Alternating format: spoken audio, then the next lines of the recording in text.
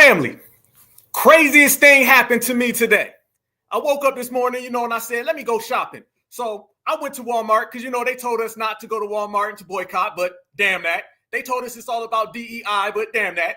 So I'm on my way to go shopping and I go to Walmart. Good, everything's nice. I'm walking down aisle number 7.5 and it starts to smell real funny. You know what I'm saying? Kind of like Congo must. So I turn the corner and guess who the hell I seen standing there? Working at Walmart. Yes, jobless, joyless Reed. Damn. I'm like, damn, it got that bad for you, joyless? And she said, yes, it has. I was like, all right, well, cool. So I go and I gather all my belongings and I'm walking right on out. So I said, I'm feeling like I should go get me a strawberry milkshake. So I stopped at McDonald's inside of Walmart to go get me a strawberry milkshake. And guess who the hell I seen working there? Again, it was Joyless Reed. She was pulling a tether double shift. I'm like, damn, it's hard out here for a tether, especially a jobless one.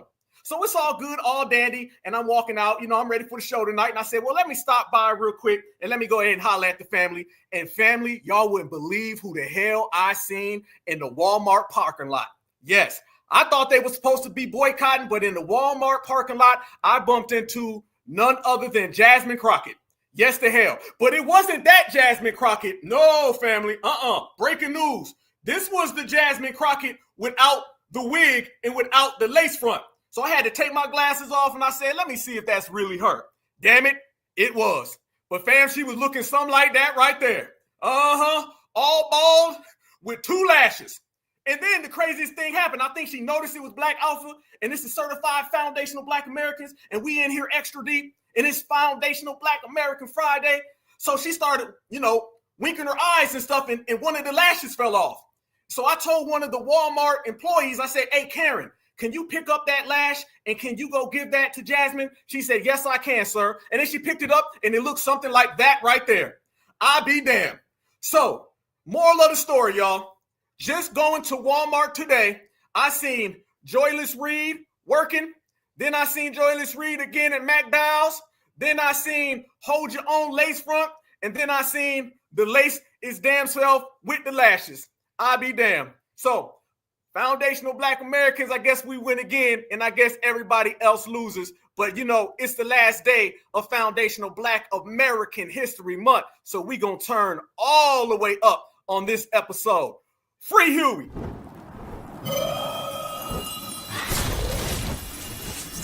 Black Alpha Network. Home of Black Excellence. Power to the people.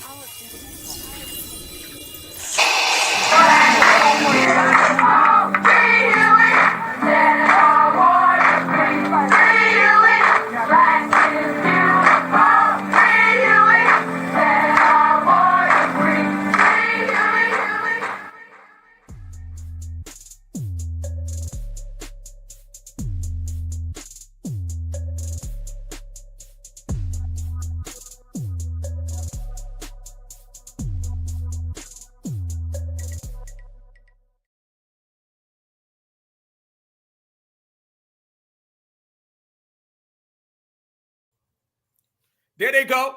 Yeah, we in here right now. Black Alpha Network. We starting off extra petty. Did we start off extra petty today, y'all?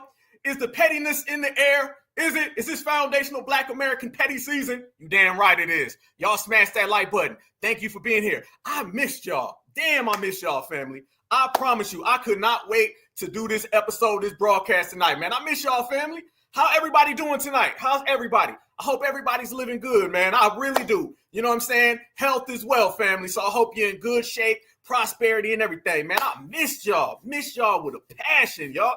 Thank you for being here. Thank you for tuning into the Black Alpha Network. We definitely are going to go to work, fam. And this is going to be one of them episodes, y'all know, where we give a little G-checking, a whole lot of smoke. We laugh at people, we embarrass people, and ruin careers. You feel me? So that's what we're going to do. But we got some extra special. I'm talking about extraordinary receipts that we're going to put on the table because I like to believe I'm one of the kings of receipts, you know what I'm saying? But these ones today, on a whole nother platform, fam. So I'm glad y'all here, man. Miss all of y'all, man. Thank y'all for being here. Shout out to the whole family. Certified salute, y'all. You know, we the best. Y'all know Certified Black Society is the best. Y'all know we got the best chat right here. Everybody wants to come be a part of it, man. So thank you to all my day ones, all my new subscribers, the whole family. We form up, we go to work, y'all. So we're going to go to work today because we are certified. And when you certified all the damn time. So how was y'all day today? Y'all heard about my day, man. Woo, what an amazing day, huh? Started off kind of crazy. Who would have thought I'd see Jobless Joyless, right? Who would have thought I'd see Ratchet Crockett? Who knew? Maybe that's why they wanted to keep us away from Walmart. Maybe that's why they wanted us to stay as far away as possible, because they was running around there with no lashes, with no lace fronts, you know what I'm saying? No careers. So when you got no lashes, no lace front, and no career, you must be a Democratic shield. So there go the Democratic shields right there. And here go the certifieds. And we winning right now. We up always. Fam, appreciate the love. Appreciate the love. I see everybody in here right now. Trust me, I see everybody. Yes, one love. Thank y'all for tuning in. You could be anywhere in the world, but I'm glad that you're rocking with the Black Alpha Network because we are family, man. Yes, indeed. Woo! This episode, fam, we're going to go through this fake boycott that's going on, and we're going to start talking about how a lot of that money that you see being pushed off, we know where it's coming from now. We did some real investigative journalism, some comprehensive research, and family, have we found some real serious things. You knew when you seen Al Sharpton running around here, there was some money at play, right? You knew somebody was running around here sliding off that bag. So we found out where the bag is coming from today, and it's exactly what you thought. This boycott that they got right now, not only is it trash, but this boycott, y'all, is Black Lives Matter 2.0. Y'all notice every time Donald Trump is in office, the Democrats start doing these boycotts with these mysterious pop-up groups no one's ever seen before. Well, guess what, y'all? We don't fall for that. We don't fall for the same thing two times. So we got receipts today on this fake organization that is Black Lives Matter 2.0. But the difference between then and now is back in 2016, you had Black Lives Matter, but you didn't have the certified FDA grassroots booming like we booming right now. So none of that's going to work for them. On top of all of that, we're going to show where the money's going. Then we're also going to break down what you've seen today. Did y'all see Donald Trump and the president of Ukraine, Zelensky? Did y'all see Donald Trump get that man at work today? And we're going to talk about how the Democrats are out here supporting Canada, supporting Mexico, supporting the Ukraine. I'll be damned. So Walmart is full. I seen a hell of a lot of people at Walmart and at McDonald's. If you think Americans ain't going to stop going there, boom. But on top of all of that, Donald Trump out here checking those people. And I'm going to tell y'all how that works for us, how it's advantageous for us. And remember, we don't have a dog in the race, family, but what we are is chess players. So we got some chess moves to make. So it's going to be lovely. We're going to break it all the way down, but we're going to get straight to work. Certified salute. Told y'all, miss y'all. Thank y'all for being here. Let's go. Fam. You know it would not be Democratic shilling unless you seen these folks jumping out in front of some fake organization, some fake team, some fake boycott. They don't ever want to boycott nothing serious, right? They don't want to do that. They want to boycott Walmart, but not anti-Black racism. They want to boycott Target, but not anti-Black racism. Nothing that benefits the community, only what benefits their pockets. But we, just like the audit going on in America, we're going to do an FBA audit, and we're going to show everybody the money trail, one they can't come back from. We're going to let the Democratic shields do the tap dancing. We're going to do the regulating. But let's start off, fam, and show everybody how we operate. Watch this. If you can't hold it for 24 hours, you don't have no discipline. They can take anything from us. We are Black folk. I believe it's the 12th wealthiest economy in the world. Our buying power is 12th out of all of these nations. All the bank we use on discretionary income to buy designer stuff we can't spell for people who won't let us work with them. But here's what I would like for us to do. Somebody say February 28th. Say Black buyout for 24 hours. This is a reminder what we're not going to do is shop. We're not shopping online. We're not shopping in stores. We're not buying gas. This is an economic blackout. So today what we're not going to do is support those big corporations, support those people that are not supporting us. It's no. What we're not going to do is shop with them today. Good morning, beautiful people. Yo, today is the day. Tighten them purses up. Tighten those wallets up. Do not spend any money with these big brands that are tripping off on this DEI. Shout out to my fellow protesters. Happy National Economic Blackout Day. It is February 28th. Remember, if you need to buy local. Good morning, y'all. Today is National Boycott Day. Remember, do not buy nothing from these large brands, okay? You can still shop local, but come on, y'all. We can do this for 24 hours, okay? We are very powerful in numbers. Ooh, this is nice. Girl, this audience is you right here? Hi, peeps. I wanted to share information about the nationwide economic blackout on February 28th. The idea is to create a peaceful protest that actually disrupts our economy for one day. Beginning on midnight, February 27th through midnight, February 28th, the idea is don't make any purchases, do not shop online or in store, do not spend money on fast food, on gas with major retailers, in particular, focusing on, don't buy from Amazon, Walmart, Best Buy, even Target. Hundreds of thousands, I've seen numbers in the millions of people pledging to have an economic blackout tomorrow, Friday, February 28th, in protest of Donald Trump. Freeze. How you see millions of people? What you pulled out? Your boycott calculator? If you don't get the hell up out of here, Jose, want to be Brad, get on out of here. This man said, I've seen thousands, if not millions of people. What you do? Go around all social media, put out a pen and pad and took names and dates? Y'all lying, because everybody out in the streets are out in the streets. Everybody going shopping.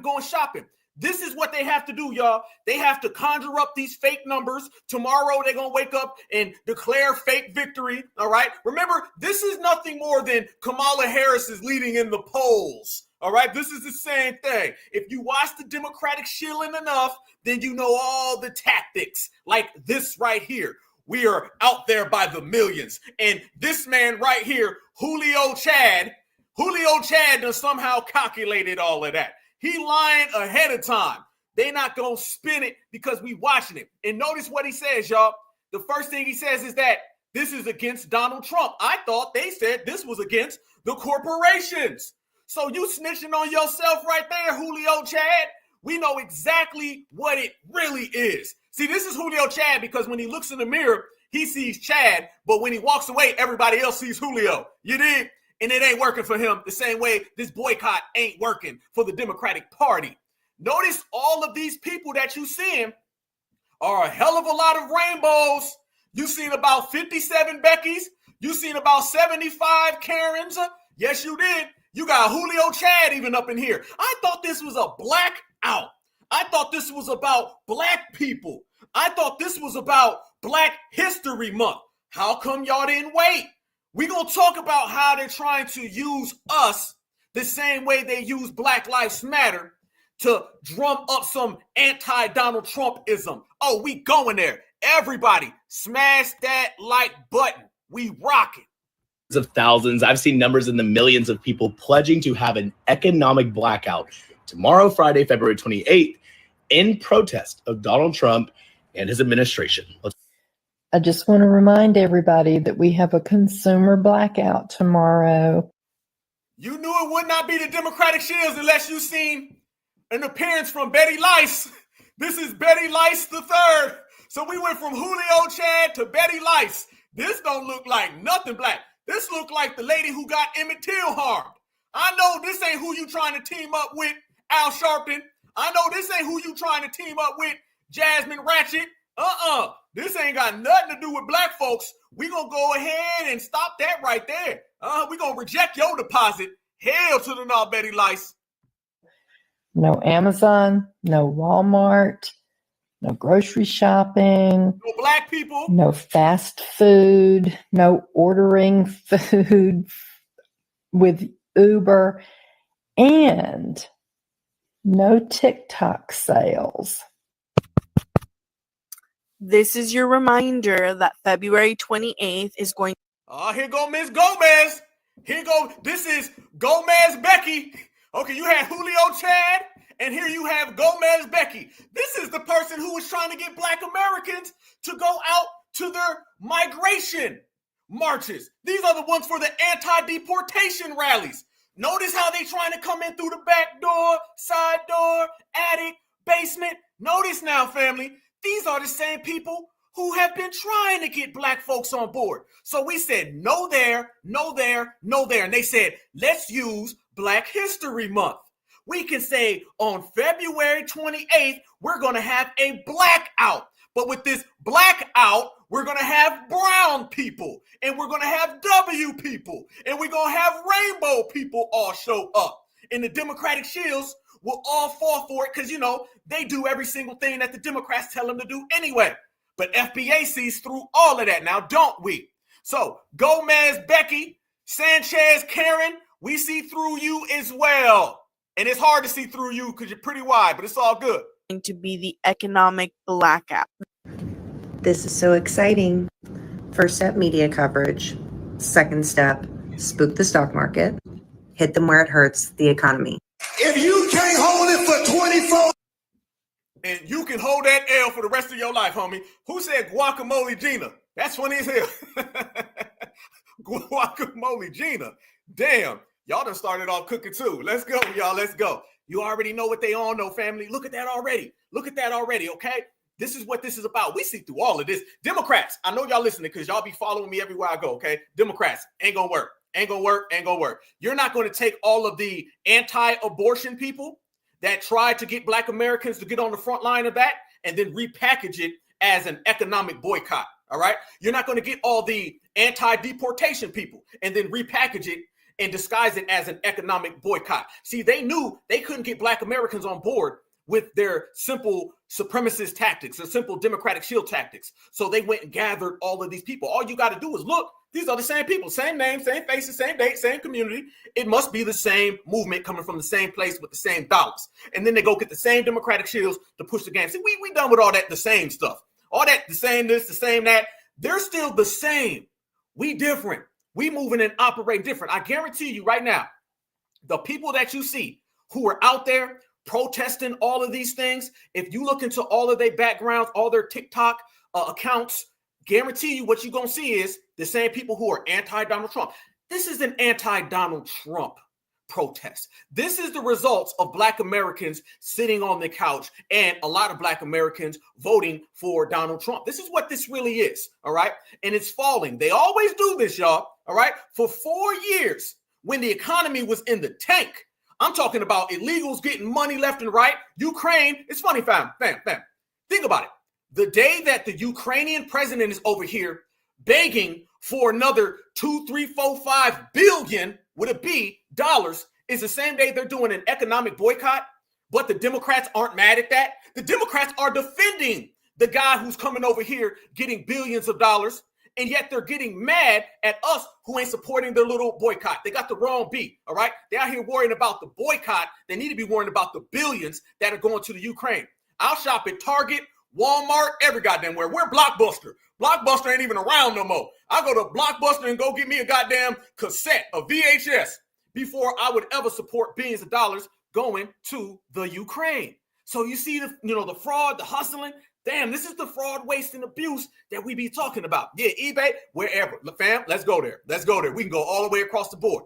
In one day, one day, that's what we're talking about. That one day, all right? No. And they're going to the pastors, and they're going to all the sellouts, all the bootlegs. Man, I don't give a damn about none of that.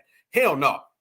So what we're seeing, fam, is this is just more backdoor tactics that the Democrats have. This reeks of desperation. The same way when I went down aisle number 7.5, and I said it reeked of Congolese must. All right, then I turned around and seen joyless. It's the same thing. Same thing, fam. You know what I'm saying? The must from a tether is the same as the desperation from a Democrat, because 9 times out of 10, it's a tethercrat any goddamn way. So you see what it is, what it is, what it is. So they're out here trying to get us on board, but we haven't been on board anything. We just keep saying no and no and no. We found the power in the word no. All right, there's a lot of power in no.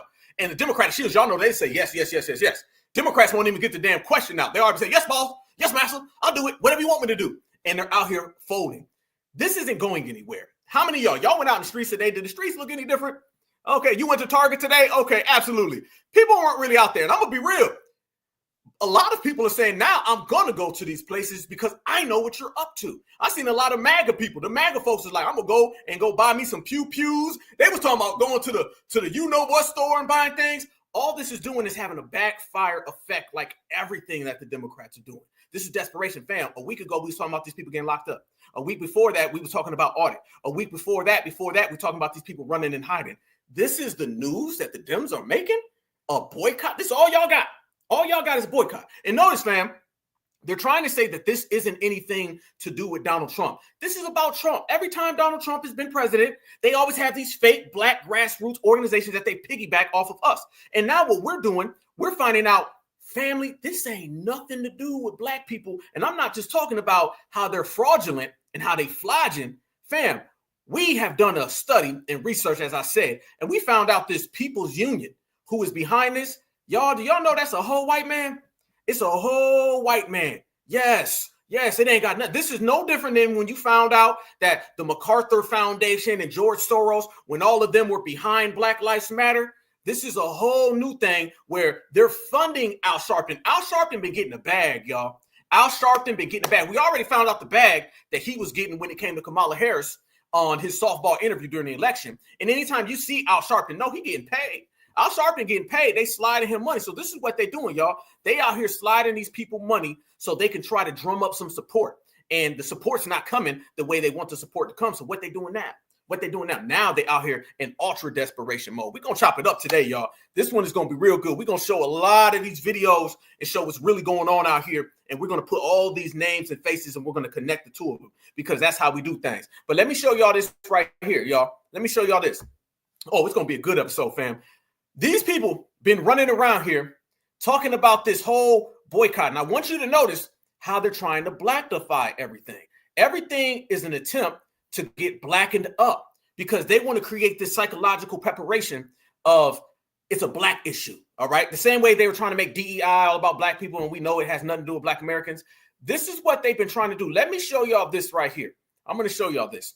This is this fraudulent organization that everybody knows is fraudulent. But I'm going to show y'all how they've been trying to get us on board with something they know goddamn well black Americans are not going for. Watch this right here, fam. This is as real as it gets. Check this out. We're not putting on the cape. No daps, no hugs. We all about tangibles, nothing more, nothing less.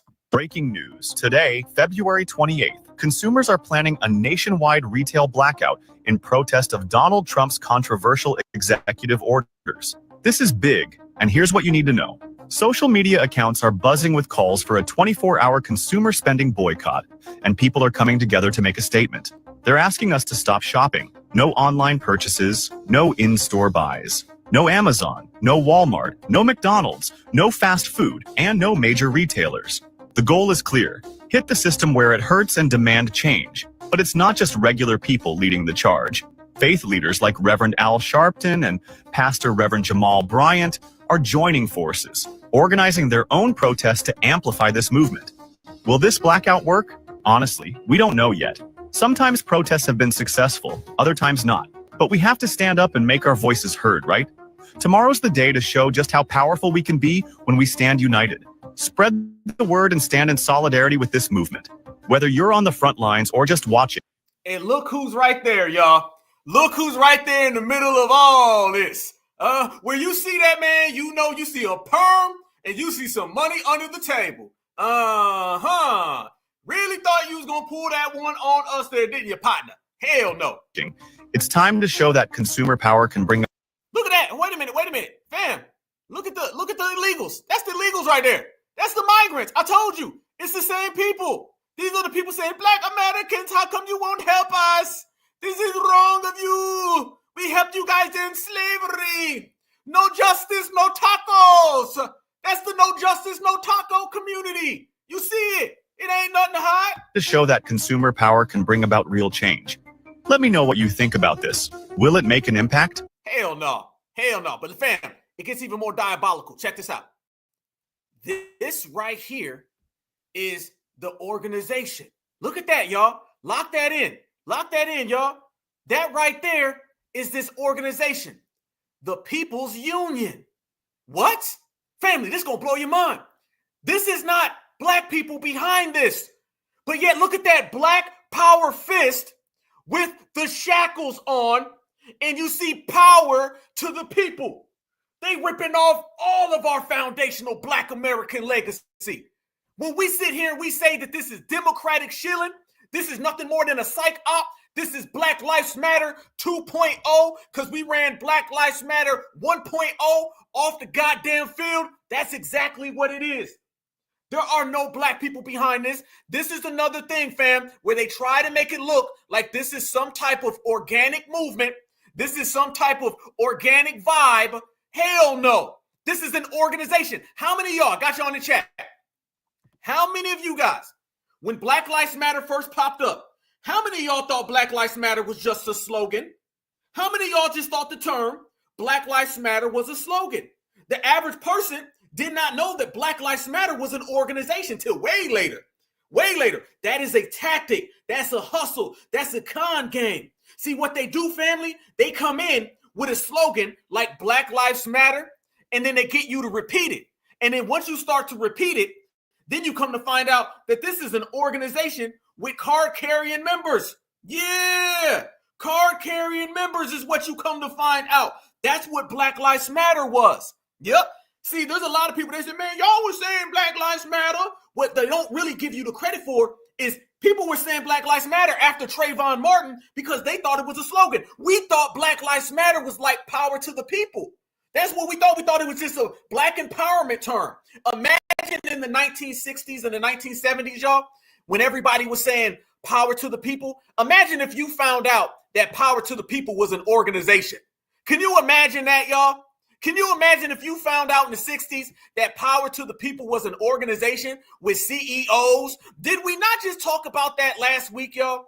Did we not just talk about a lot of these people masquerading to be down with us, but in reality, these are pop-up organizations?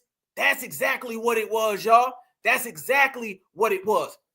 So this has nothing to do with us, not just from a political or social level, but I'm literally talking about the whole makeup. I'm talking about the whole structure, the blueprint.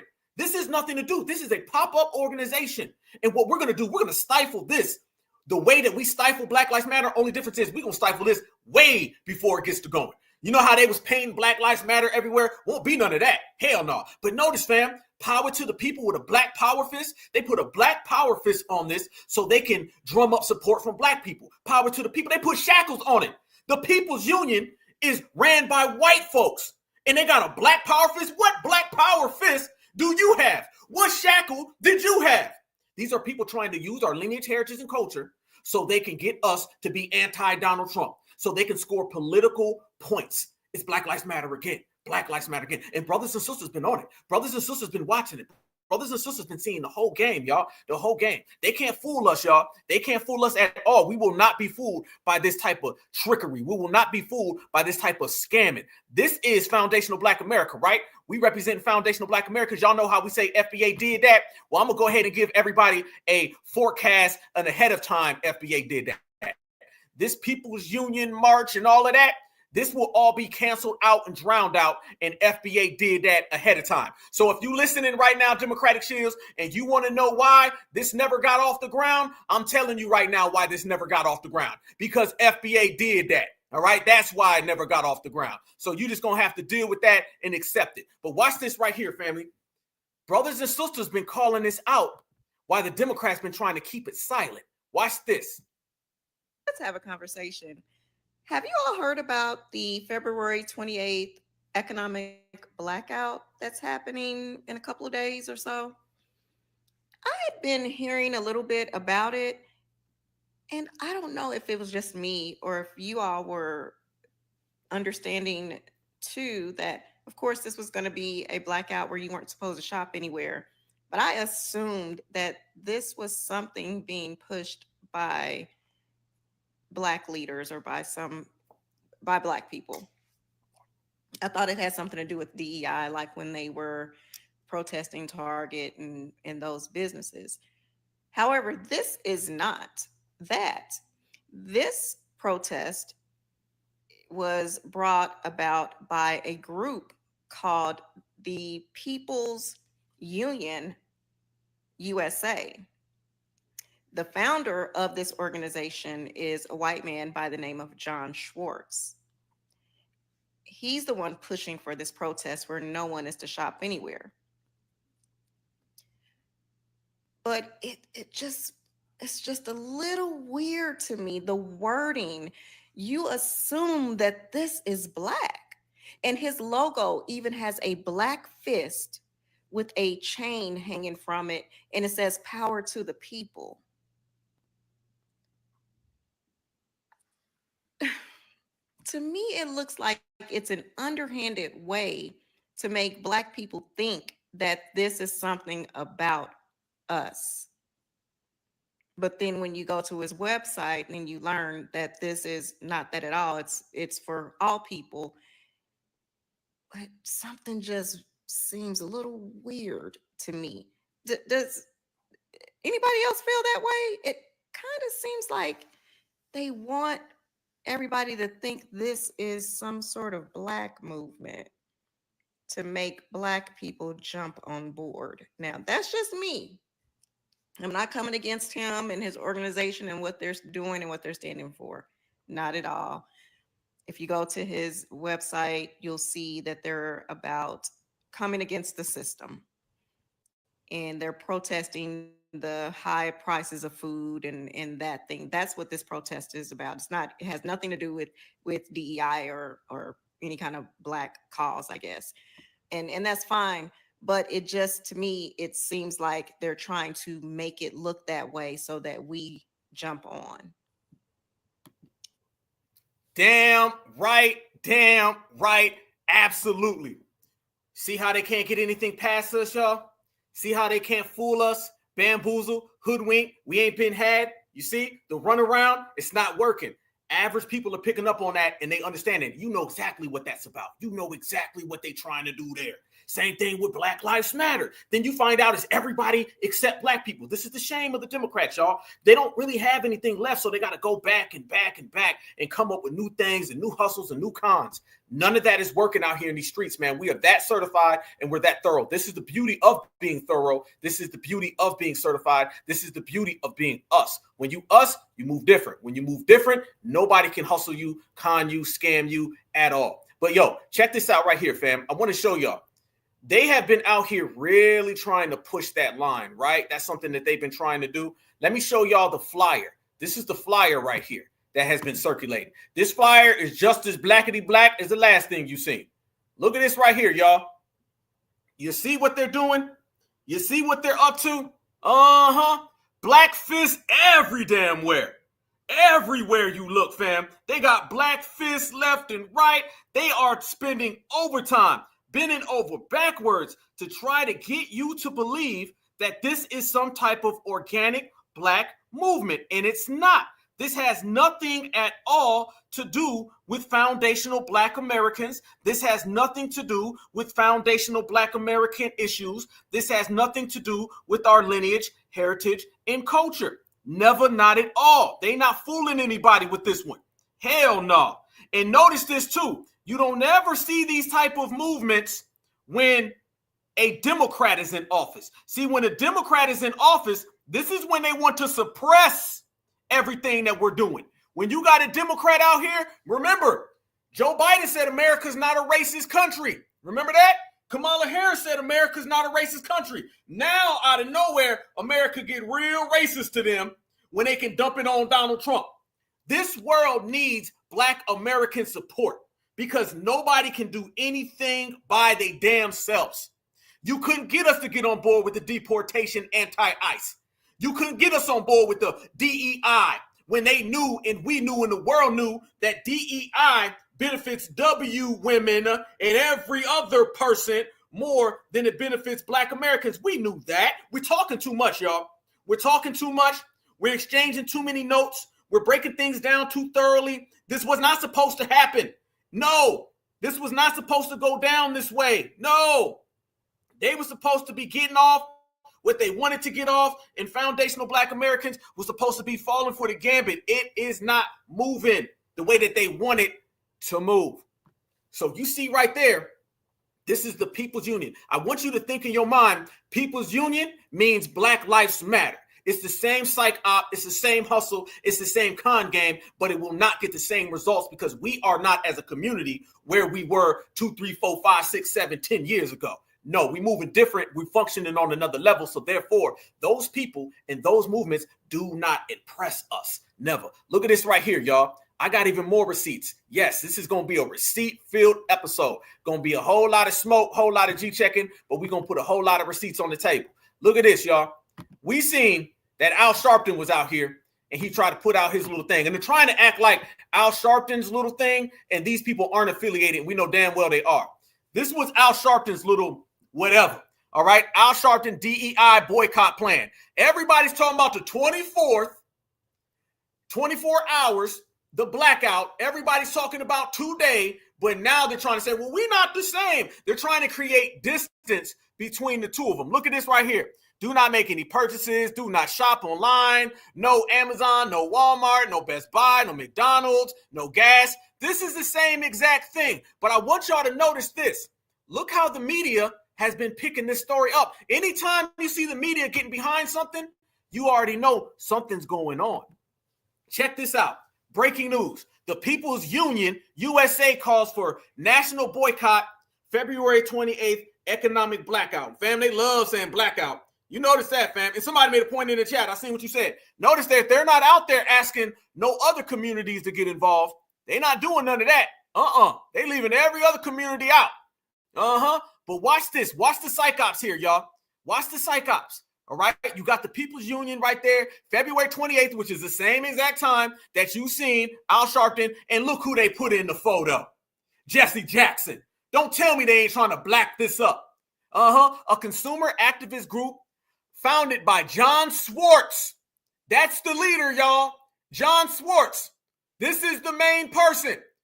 The founder, John Schwarz, has launched a grassroots campaign to halt spending online or in stores and not to use credit, debit cards 24 hours on Friday, today, February 28th. That's the same damn day Al Sharpton's is. Don't tell me this is a different one. Don't tell me they not affiliated.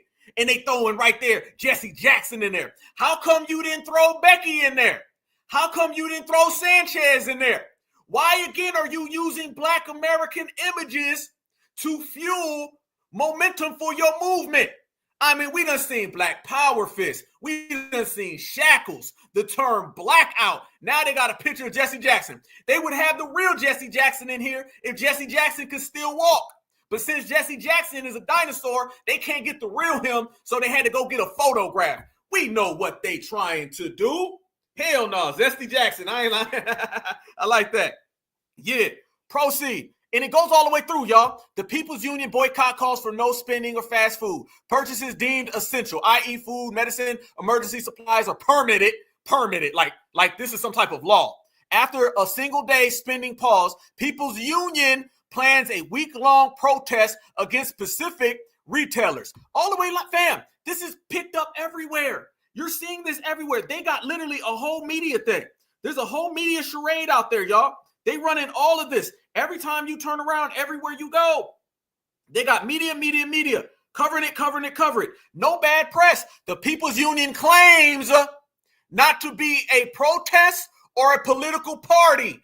Ain't that what Black Lives Matter says? Ain't that what the NAACP says? The NAACP literally supports and campaigns for politicians. They endorsed Kamala and just last week gave Kamala an award and still claim that they're nonpartisan. You see what we saying? Roland Martin says that he's not a Democrat. The KKK says that they're a Christian organization. These people are out here masquerading and perpetrating the fraud. And Certified Black Society's here to call it all out. Yes, they claim that they are not a protest or a political party, but a movement of people unionizing. Yep. So when you start saying unionizing means money. That means different branches and everything. Okay, let's proceed. They talk about, in general, you got corporation boycotts. They talking about the boycotts in 2023. They talking about the 40 days against everybody. But right here at the bottom, look at this, y'all. Watch this. They're not a political organization, right? They say they're not political. All right, well, since they're not political, let me show y'all this. Many object to the actions taken by Trump. Wait a minute. It's starting to sound very democratic. The Trump administration to abolish DEI and put power over federal government spending and government worker jobs into the hands of Elon and DOGE. Were we not just sitting here talking about how Donald Trump is prosecuting all of the Democrats? This is the Democrats' response right here, y'all. This is why everybody was talking about this opposed to talking about DOGE. Last week, it was DOGE. Last week, we were sitting here speaking about how the Democrats is getting locked up. Ain't that what we was talking about, right? Now we're talking about this. They claim to be nonpartisan, but they're specifically targeting Donald Trump, Elon Musk, their organizations, their policies, and their initiatives. But check this out even further. Y'all ready? It's about to get black again. This movement points back to the success of Rosa Parks and the Montgomery bus boycott in Alabama in the 1950s and the civil rights protests in the 1960s. How come you ain't talking about Julio's protests? How come you ain't talking about Chad, Brad, or Becky's protests? How come you're talking about the protests from foundational Black Americans? You see how they're inserting us. You done seen Jesse Jackson. You done seen Rosa Parks, the Montgomery bus boycott. You see Alabama. You seen Black Fists. You seen shackles. You seen the term blackout. How about just protests? Why black? How about march or rally? Why black? How come you got to put black in? Why is it a blackout? Why ain't it a whiteout? Or people of color out? How come this ain't a minority out? How come this ain't a black and brown out? It's always got to be black, family, because they know exactly without black, you don't go anywhere. Foundational Black American business. This is showing you how they've been trying to drum all of this up. Absolutely. I like that comment in there. Ancestors activated. There you go. I like that. Yes. They want us to go out there and get behind all of this. Yes. There you go. So they go all the way through this, family, all the way through. I mean, more and more. Literally, fam, it's the same thing. John Schwarz, the founder of the People's Union USA, is encouraging Americans to stay away from major retailers such as Amazon and Walmart, as well as fast food chains, to prove the people are in control. Check this out. A storm doesn't ask permission. It just arrives. Schwarz wrote in a caption of a video Tuesday. Wait a minute. Are you telling me that this John Schwarz guy is making videos and they haven't been showing them? Wait a minute. I just read a whole article about this John Schwarz guy and his People's Union, but they didn't put a photo of him. I seen a photo of Jesse Jackson from 1960, but not a photo of this John Schwarz guy from 2025. But he's the guy who's amassing this massive thing. Remember now, earlier, was it Julio Chad? Is that who it was earlier? All right, was it Gonzalez Brad? All right, whoever it was, remember he said there's millions of people. Remember, they said this is stopping the streets. They said everybody's talking about it. Well, if everybody's talking about it, the least thing you could do is show us the guy who put it together, right? I thought that was the way to play the game. I thought that's what everybody did. Oh, so they're hiding that. They don't want that to be seen. Okay, well, unfortunately for them, they rock it with the Black Alpha Network, and we got photos, we got pictures, and we even got the videos. So yeah, we got every single thing that they didn't want us to see. And on top of all of that, it gets even deep and it gets even more clear. Watch this right here, y'all. Check this out. Y'all say hello to John Schwarz. This right here is the guy who is behind the People's Union, the same one that's out here using all the foundational Black American talking points, narratives, energy, vibrations, and frequencies to get behind his anti-Trump rally. This is the guy who I believe is paying Al Sharpton. Yes, indeed. An interview with the People's Union U.S. founder, John Schwarz. Very interesting that this individual has been out here. I see exactly what y'all talking about the size of the hat. Absolutely. Because y'all know that's who the Democrats love to run behind. Anytime you seen Al Sharpton family, go all the way back. All of that, we got to stop this attack on DEI. We can't allow DEI to take over. It's going to be bad for us. Y'all know what I'm talking about. Every single one. This is the money trail. This man right here is getting broke off money. And therefore, since he's getting broke off the bag, he's breaking off the bag for Al Sharpton, probably breaking them off in a couple other ways too. Okay, but nonetheless, this is who's behind all this.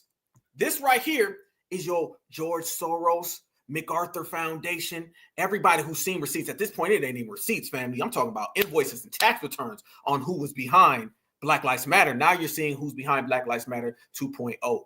This gentleman right here. This is the People's Union, and this is the same tactic that the Democrats use because they have nothing else, to drum up support for Black Americans to get on board, because Black Americans did not get on board with every single other tactic. We didn't get on board with Trump is about to bring back slavery, right? We didn't get on board with the DEI. We didn't get on board with the anti-ICE, the anti-deportation. We didn't get on board with Trump is going to sign an executive order to end Black History Month. Nothing that they've done, no boogeyman, no scare tactic has worked. So they're saying, well, let's go back to what we did in 2016 and let's just put a boycott on it. Remember, Black Lives Matter was trying to do boycotts too, and that failed the same way this is going to fail. And foundational Black Americans never fail. All we do is win. Watch this right here. Y'all say hello to the man who's behind this DEI boycott, the man who's behind Al Sharpton's paycheck, the man who's behind trying to get foundational Black Americans on board with this con game. John Schwarz. The People's Union is growing. It is real, and our official website will be up by tomorrow. But for now, we prepare to take our first step. We're going to prove that our voice is no longer just words, because for too long we have been told we have no power. We are just workers, we are consumers, we are just voters with no real influence. Well, that ends today, because let me tell you something they don't want you to realize. We don't need them. They need us. They need us to work. They need us to buy. They need you to obey. But what happens when we stop playing by their rules? What happens when we, as a united force, decide that we have finally had enough? And this is where the People's Union will make its first major move. And our first move is a nationwide 24-hour economic blackout. And here is exactly what we will do. For one day, we will turn it all off. We don't buy from any major corporations. We do not spend on anything we do not absolutely need. We do not engage with their system at all. For one day, we remind them who really has the power. And this is an excellent initial test for us, because if a union can shut down an industry, then the People's Union can send a shockwave through the entire economy. This is not about money. This is about control. This is about proving in one single moment that we, the people, decide the future of this country, not them. And this is not a protest. This is economic resistance. And if you think one day won't make an impact, that is exactly what they want you to believe. But remember this, it's just the first step, the first show of strength. And when they don't listen, we begin to escalate. We make the next blackout longer. We will target specific industries. Family, you know I love every last one of y'all. I want you to tell everybody out there, stay the hell away from this. I don't like none of that language. And you absolutely right. That accent is real. That's a German accent. That's a German accent. That Schwarz. That's a German accent from people who went to Germany. I'm gonna leave it at that. I don't like none of this right here. Escalate. And notice, fam, all of that we. I don't know. No. Black folks, this is the same thing we were saying here 3 weeks ago with these anti-deportation rallies. You better keep your ass away from all of this.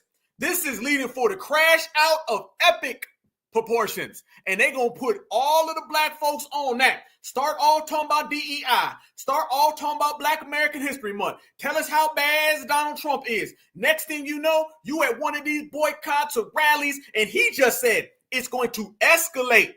Escalate? No. We ain't got no time for none of that. Nah.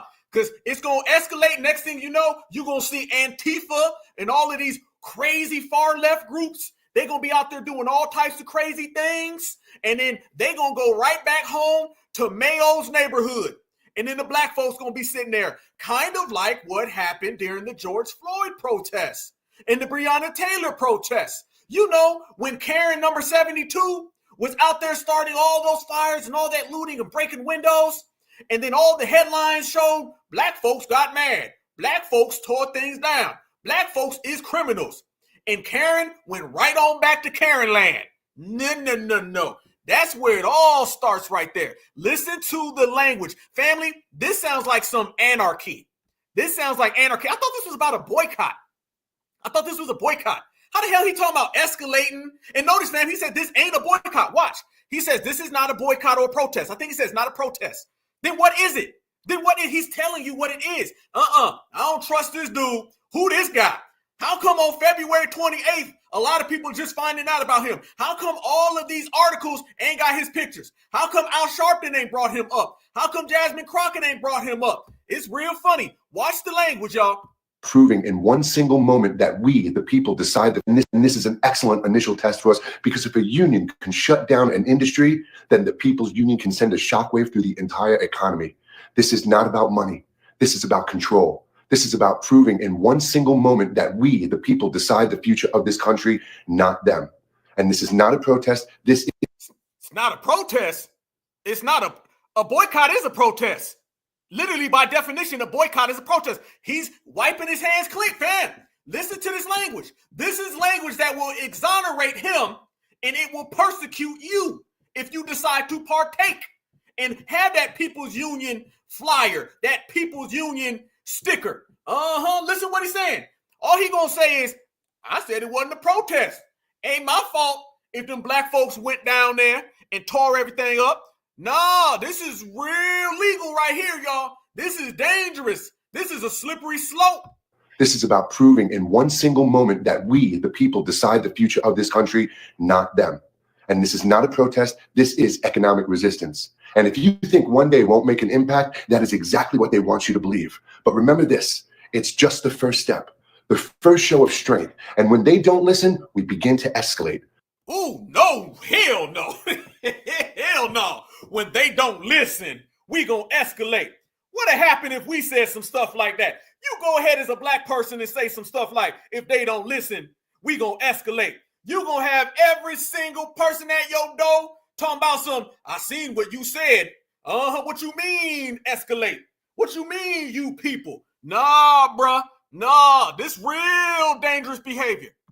The first show of strength. And when they don't listen, we begin to escalate. We make the next blackout longer. We will target specific industries. We show them that they either work for us or they lose everything, because this is our moment to prove we are real. So the call to action, be a part of history. And if you are in, say it in the comment section. Drop a yes. Share this video everywhere, because on Friday, February 28th, the People's Union makes its first move. Because they can ignore our words. They can ignore our protests. Makes our first move? He sound like he casing the joint. Y'all hearing this stuff? Absolutely. All them alphabets. Absolutely. I see what you just said. Yes, fam. Where that? I'm trying to catch this comment. Hold on. I'm gonna get it. Absolutely. You made a good point in there. I see it. Yes. Right there. This is some real insurrection talk right here. I see the next one. Is this January 6th? Yep. Family, don't this got a whole lot of January 6th energy? This sounds very vigilante. January 6th. This sounds very aggressive, very hostile. He's using hostile terms. He could easily be here right now talking about an economic protest about DEI. Notice what he's saying here does not sound like what you just read in the article. In the article, it was what? Rosa Parks. It was Jesse Jackson. It was the Montgomery bus boycott. Now I'm hearing we gonna escalate. We gonna target. This ain't no protest. This is some insurrection talk. This is some real far left radical language that he's trying to mix up with black Americans. At this point, I heard blackity, blackity, black, and then I heard insurrection, insurrection, insurrection. Them two don't go together unless somebody's trying to put them together. Watch more. But they cannot ignore an entire nation standing together. And this is the People's Union, and this is our beginning, my friends. Thank you. And please share this message everywhere. February 28th, we make our first strike. What? Hold up. Did this man just say our first strike? He didn't say we make our first decision. We make our first move. We have a good agenda, a policy, an idea. Did this man say we make our first strike? All y'all black folks that was out there protesting, throwing them black power fists in the air for the People's Union. You are getting yourself into some real radical insurrectionists. FBA has nothing to do with this. FBA has not a damn thing to do with any of this rhetoric, any of these words, any of these statements. People's Union, and this is our beginning, my friends. Oh, by the way, did y'all see? Look at that right there. I need y'all to somebody screenshot this. Hold up. They cannot ignore an entire nation standing together, and this is. Look at that. Look at that, family. Hey, fam, you know it wouldn't be the Black Alpha Network unless I ask you for a screenshot. Can I get a screenshot? Please, please, please, please. And I get all the screenshots, by the way, y'all. And I use all of them all throughout different social media. So if 6 people send me a screenshot, I'm going to put it one on Instagram, one on Twitter, one on YouTube. Look at this right here. This man look this man looks straight up like a radical. This is a radical right here, family. Hell no. Look at that. That man looked like Darth Vader. That man said, ha, ha, ha, ha. Why don't you come down to our boycott? We will find you there and strike them all. They will all fall and beg at our feet. No mercy. This is real villain talk. He looking real villain right now. Real villain. FBA denounces this. Certified Black Society denounces this. Okay? We do not stand by nor endorse any of this. Okay? We refuse to stand by any of this, y'all. Is the People's Union, and this is our beginning, my friends. Thank you. And please share this message everywhere. February 28th, we make our first strike. February 28th, we make our first strike. February 28th, we make our first strike. We make our first strike. We make our first strike. We make our first strike. Hell no. February 28th, my ass ain't got nothing to do with you. March 1st, I ain't got nothing to do with you. May 1st, April, June, July, August, hell no. For the rest of eternity, we ain't got nothing to do with none of that. You see, family? This is why it's so important that we sit down and so essential that we break these things down and have these great conversations. Yeah, we say the candy van. Yeah. Woo! Damn, I'm loving this, family. We cooking today. Love y'all. I told y'all I missed y'all. I missed y'all, family. I did. I swear. So good to be with the family. Much love and respect. Absolutely. Yeah, radical, man. I see all y'all cooking right now. Y'all cooking. I tell everybody, watch the chat. You're going to learn something. You're going to see far more in the chat than you're going to see anywhere in social media, any talking head, any pundit. Nobody can match anybody in the chat. Never. We win it like that. But yes, fam, that right there was exactly what we were talking about. This man's super radical. Let me post that picture back. Yes. Shout out to my sister Star. Appreciate you, family. Look at this right here. No.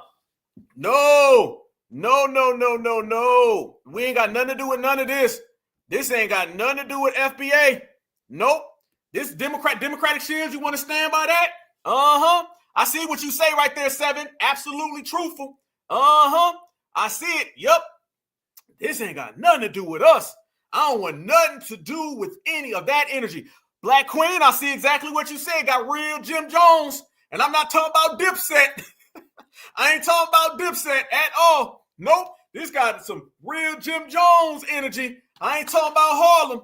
No. Family. I feel you. Yes. Yeah. Count Dracula. You ain't lying. That's some real Dracula. This is goddamn Dracula. This is some goddamn Vlad Dracula the Impaler. No. Yes, absolutely. February 28th, right? You be rocking with the Black Alpha Network, and I'm rocking right with you. We rocking together, and we ain't rocking with them. No.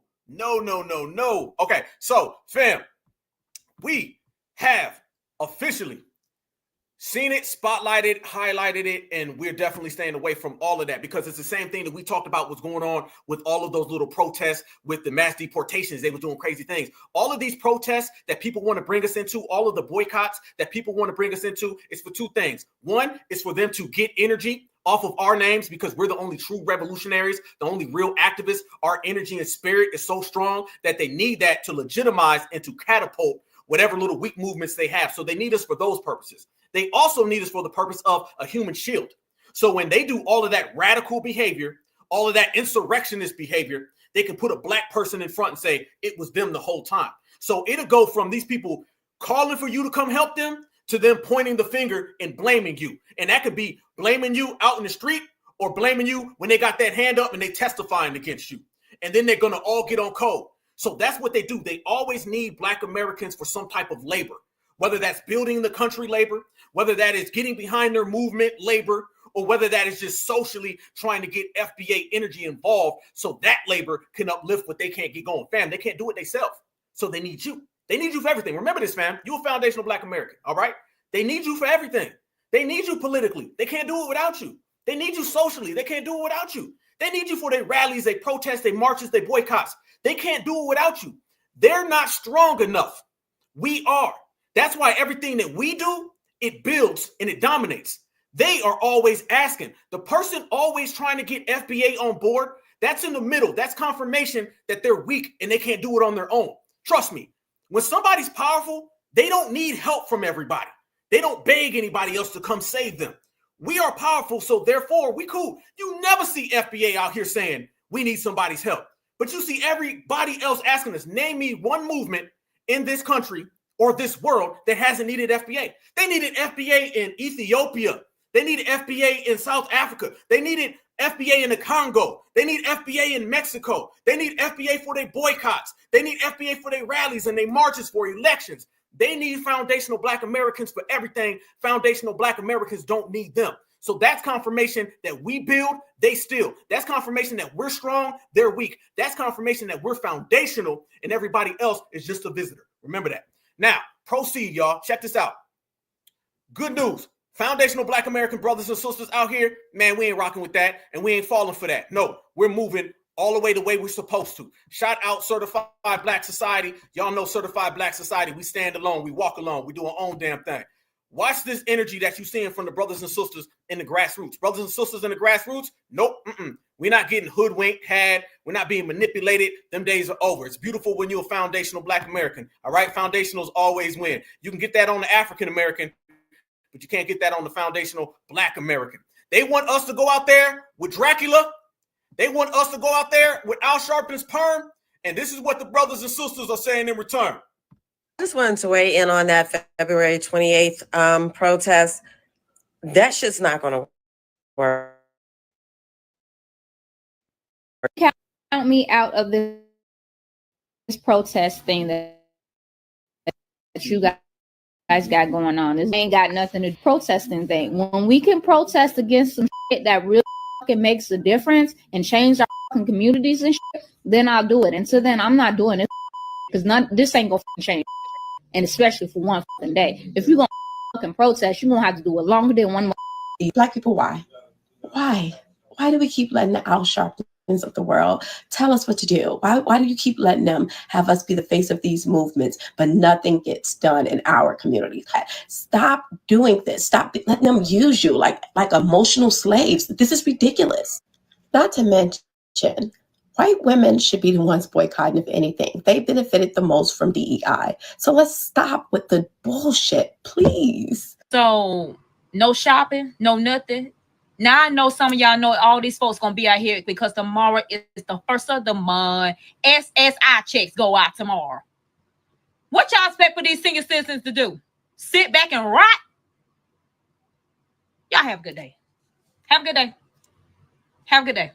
I'm done. To my people, Black Americans, if y'all care so much about diversity and inclusion, let me know when y'all ready to boycott the corner stores and the beauty supply stores and the curry outs. Let me know, because those affect us more directly than what y'all talking about. Okay, we didn't benefit from DEI. That don't have shit to do with us. Okay, so let me know when y'all really ready to boycott the shit that matters. The shit that's taking over our communities, have been taking over our communities. The liquor stores. You know what I'm saying? The shit that's ran right down the street by somebody who don't even look like you. By people who watch over your shoulder when you go in there. By people who accuse you of stealing sometimes. Let me know when y'all ready to boycott shit that matter. Not Target. Target that then gave opportunities to Black creators. There are Black creators who have their products in Target. Why the fuck are we trying to boycott Target? What are y'all doing? You know what I'm saying? We need to start with the shit in our own communities that affect us. How about we boycott some of these churches that take people money and don't do shit for the community? Let me know when y'all really ready to boycott the shit that matters. Other than that, I got shit to give from Target. You know what I'm saying? I'm about to go shop right now.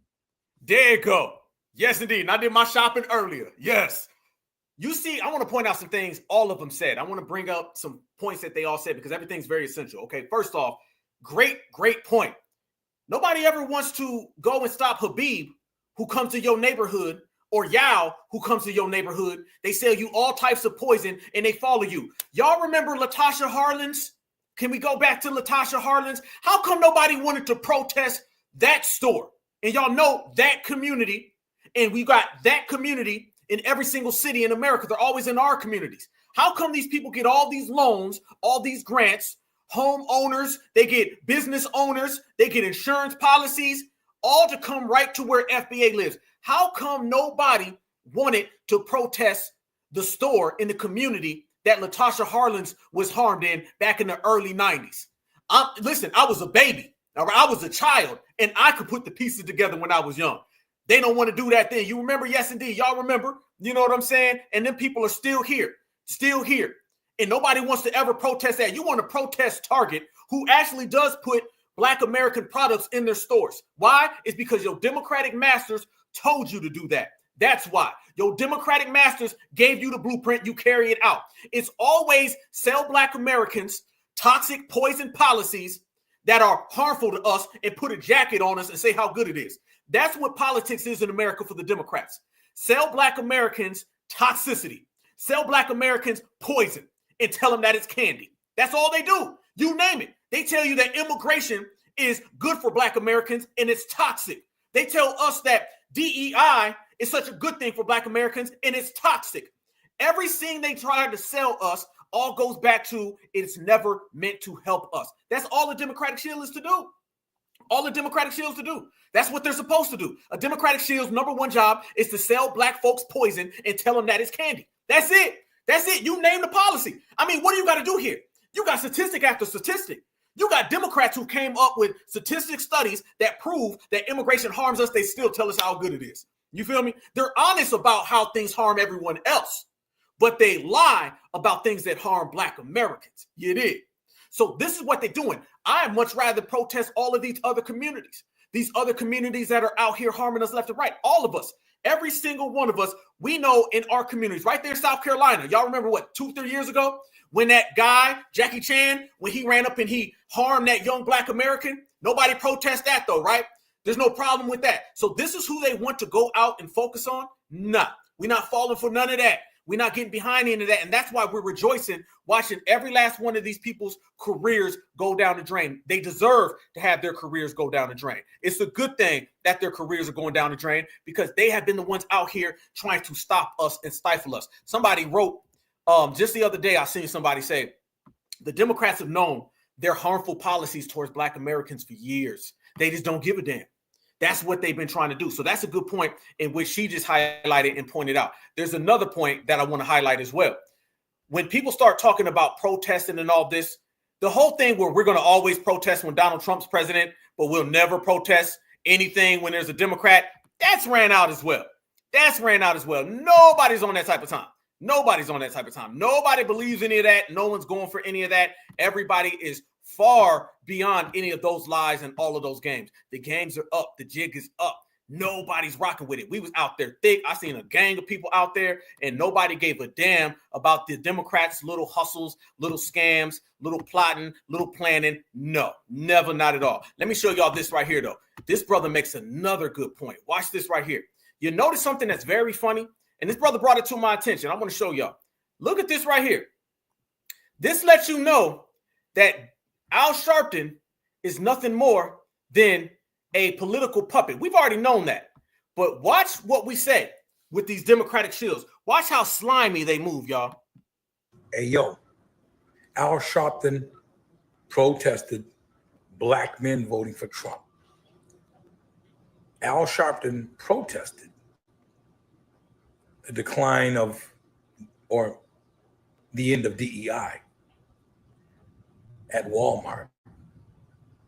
Al Sharpton protested everything under the sun. But when it's right at his front door, not a peep from Al Sharpton. You know what I'm talking about, don't you? Well, let me tell you something. Joy Reid was fired from MSNBC. Al Sharpton's on MSNBC. Why didn't he protest them? Think it's not illegal yet. Hey, yo. Very, very interesting, ain't it? Ain't it very, very interesting? Al Sharpton's been out here protesting the wind blowing. Al Sharpton's been protesting everywhere. Notice that he ain't never came out here and protested the whole Joy Reid thing. Let me ask y'all, why do y'all feel that Al Sharpton has been ultra silent on the whole Joy Reid situation? Peace and love, beloved. I see you. Appreciate for tapping in, family. Much respect, beloved. Y'all tell me, why is Al Sharpton so silent on the Joy Reid protest? Al Sharpton been out here left and right, everywhere, protesting every single thing. He ain't talking about Joy Reid. I thought that was your girl. I thought that was your fellow Democratic shield. How come you quiet? Is it because you got a little bag that you've been out here getting and you don't want to disrupt it?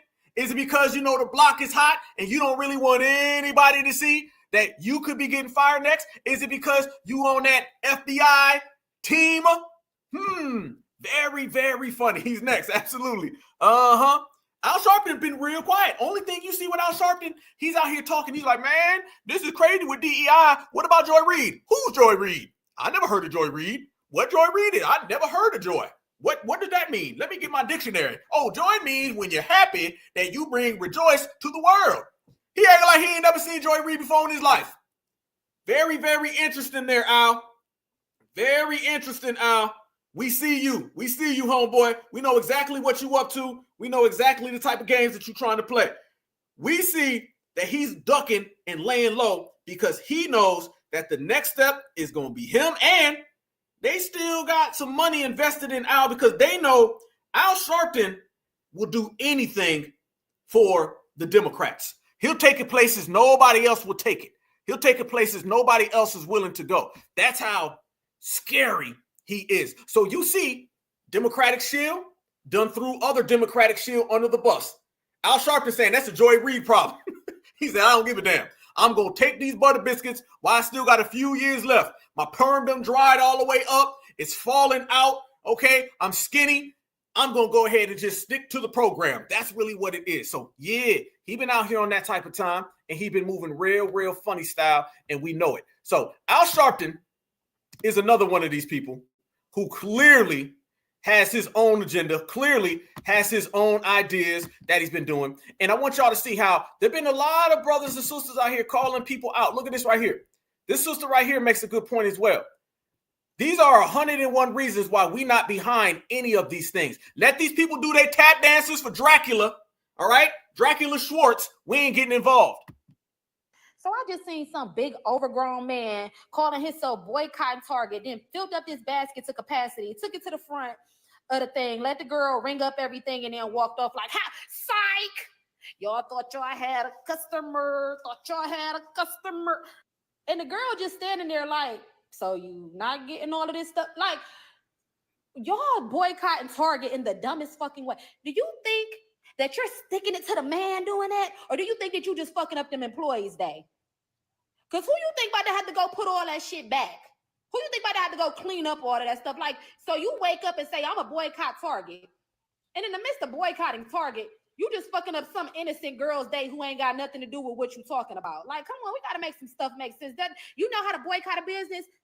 Boycott it. Don't go to it. Suggest people to go to another place. Give them a different option. You stop spending your money there. That's how you boycott a business. But going up there and loading up a cart and fucking up the random employee of the day's day, I don't see how that makes sense. And I don't see how that's sticking it to the man. But hey, if that's how you want to waste your motherfucking day, then do your thing, I guess. So I just real talk. They out here undercutting everybody so they can get a few biscuits. Boy, them biscuits is crazy. Real crazy. Okay, real quick, go over the boycott thing for February 28th about keeping our black dollars and all of that, Target, DEI thing, whatever. Going to tell you how this is going to work out. You're going to boycott for a day and just keep your dollars, but you're going to have to restock either before that day or after that day, which means they're really not going to be losing revenue, because at some point you're going to have to go buy detergent, you're going to have to go get gas, you're going to have to get Swiffer pads, you're going to have to go get lotion, soap, toothpaste, all of that other crap. So either way it goes, you're probably going to have to double up or restock really soon. So they're not going to lose many dollars for that. And because it is so loud, you know, it's all over every part of social media, Facebook, Instagram, TikTok, Twitter. Keep your black dollars, February 28th. Okay, let me tell you what's going to happen with that. The derangos from that side who are keeping their black dollars are going to activate the derangos from the other side who want to prove a point that your dollars don't matter, which means they're going to go in and they're going to spend more just to prove a point, because everybody's trying to prove a point. Egos are on 1 trillion and the stores aren't going to lose. The only people that are going to lose are going to be the people who are feeding into this. So, yeah, that's how it's going to work. It's happened like that before. It's going to keep happening like that. So until you can come up with good strategies and learn how to strategize to make your voice heard, it's going to be the same cycle. Wash, rinse. They don't have a strategy. That's the problem. They don't have a strategy. Their strategy is FBA. Their strategy is trying to get from us. Their strategy is how they can get in on what we've created. Their strategy is how can we steal. That's all it is. They have no strategy. I'm telling y'all. And fam, first off, FBA sisters ain't rocking with the Democrats, okay? You notice that, man. All these little policies the Democrats ain't really getting sisters on board with. Not at all. But y'all know that you had a couple tap dancers out there. Look at these tap dancers out here, family. You know damn well you had people out there in Walmart talking about something. Man, it's empty up in here today. Ooh, it's so empty in Walmart. Watch this, Rand. Watch this. Make sure ain't no colored people in here shopping, because it's supposed to be boycott. They can't be here spending our black dollars. Ma'am, it's a boycott. What you doing in here? I'm coming in here telling all y'all to get out of here. You know we're supposed to. Okay. Well, I gotta have you live. Look at it. Running into people, trying to get people to get up out of there. Look, fam, look how desperate they are. What you doing in here? Man, boss is gonna get to us. Fam, that's full plantation right there. They went full plantation. Make sure ain't no colored people in here shopping. No colored people. Boycott. They can't be here spending our black dollars. Ma'am, it's a boycott. What you doing in here? I'm coming in here telling all y'all to get out of here. You know we're. Can I go ahead and translate that for the family, y'all? Basically, what you do is in here, Toby. Massa gonna be around that corner in 5 seconds. And I'm gonna tell them, I won't go down for you. I won't fall for yous. What you doing's in here? We supposed to be boycotting. Why? I don't know why, because Trump's is evils. That's the why's we supposed to. Family, these folks is having a slavery reenactment in Walmart. And I mean it. And I'm serious. And I'm not playing. That's not hyperbolic. You literally have the house you-know-what out there monitoring the field, bumping into somebody, saying, why is you here? You ain't supposed to be out here. What's wrong with you? I'm tired of you. Look at this, fam. They literally are trying to recruit people to not go to Walmart. Damn shame. Democrats, you that damn desperate. Dems, I know you're bad. I know you beat down, melted down, broke down, embarrassment. But you that broke down, you got people monitoring Walmart. Why is this person in Walmart in the first place? Why are you in Walmart? You say that you're not supposed to be in Walmart, but you're in Walmart yourself. These folks are out here having the Democratic Shield plantation breakdown. Damn shame. Get my medicine. Okay. Well, I gotta have you live. Monitoring Walmart, y'all. Let me go get my sisters out of Target. Girl, you know you ain't supposed to be in Target. What? See, you can't make this up.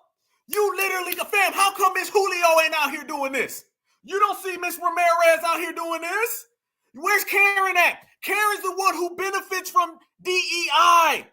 Karen out here, she sneak shopping. You ain't lying. You ain't lying. She out here sneak shopping. Don't it look like she's pushing the cart too? It kind of comes across, fam, like she's pushing the cart. All right, she's trying to talk that. She knows she can't leave Walmart alone. She out there pushing the cart. Sisters out of Target. Wait a minute. Girl, you know you. Nah, you pushing the cart. Well, I gotta have you live. Nah, that camera wobbling. You pushing the cart. Yeah. Let me go get my sisters out of Target. Girl, you know you ain't supposed to be in Target. See, I have to come get y'all out of here. I have to come in Target. What you said? Put that Kotex back? Hell no. I'll be damned. But that's where it's at, fam. These folks are literally out there monitoring the fields, saying, I got to get y'all out of here. I got to get y'all before massacre. Massacre gonna be here, and I'm not taking the fall for you. You see what we're talking about? That right there is clear evidence what we've already stated, y'all.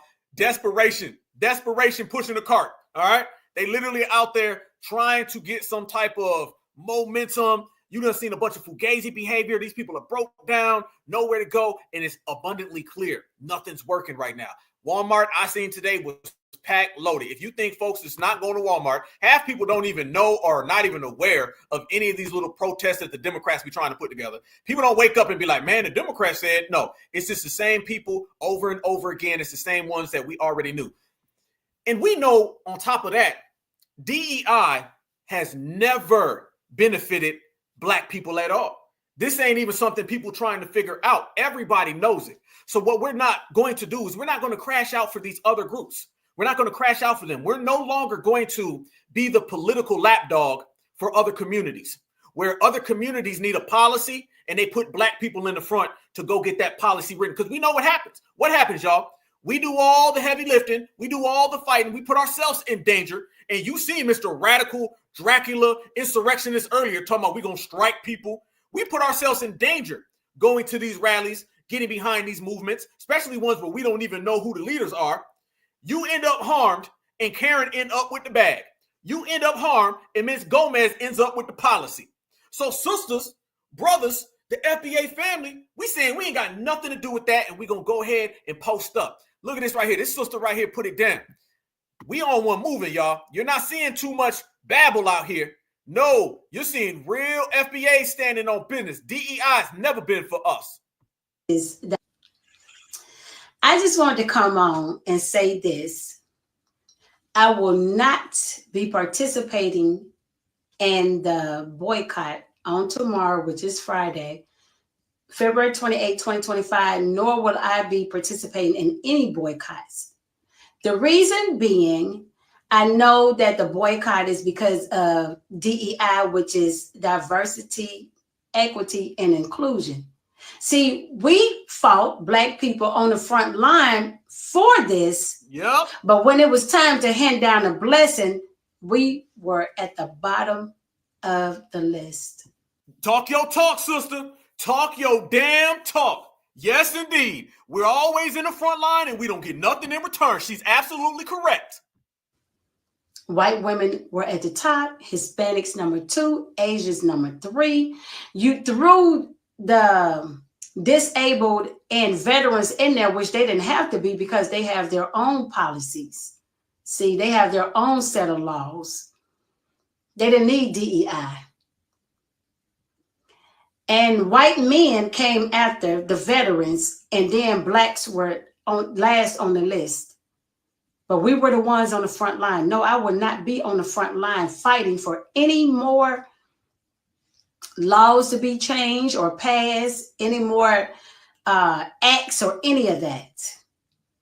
And then it says all, when others can go in and fight and their laws protect just them. Like, oh, don't forget about the LGBTQ community, because they were on that list too. I think they were after the veterans, then the white men. But the LGBTQ plus, before Trump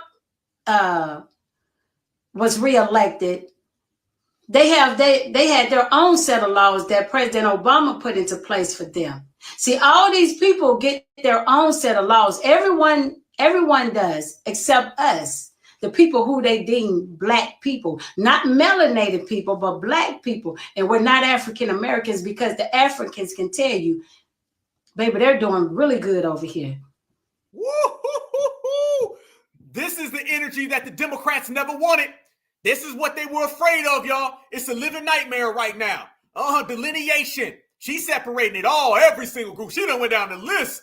She said the rainbow, the Africans, the Karens, the Romeros, none of them are like us.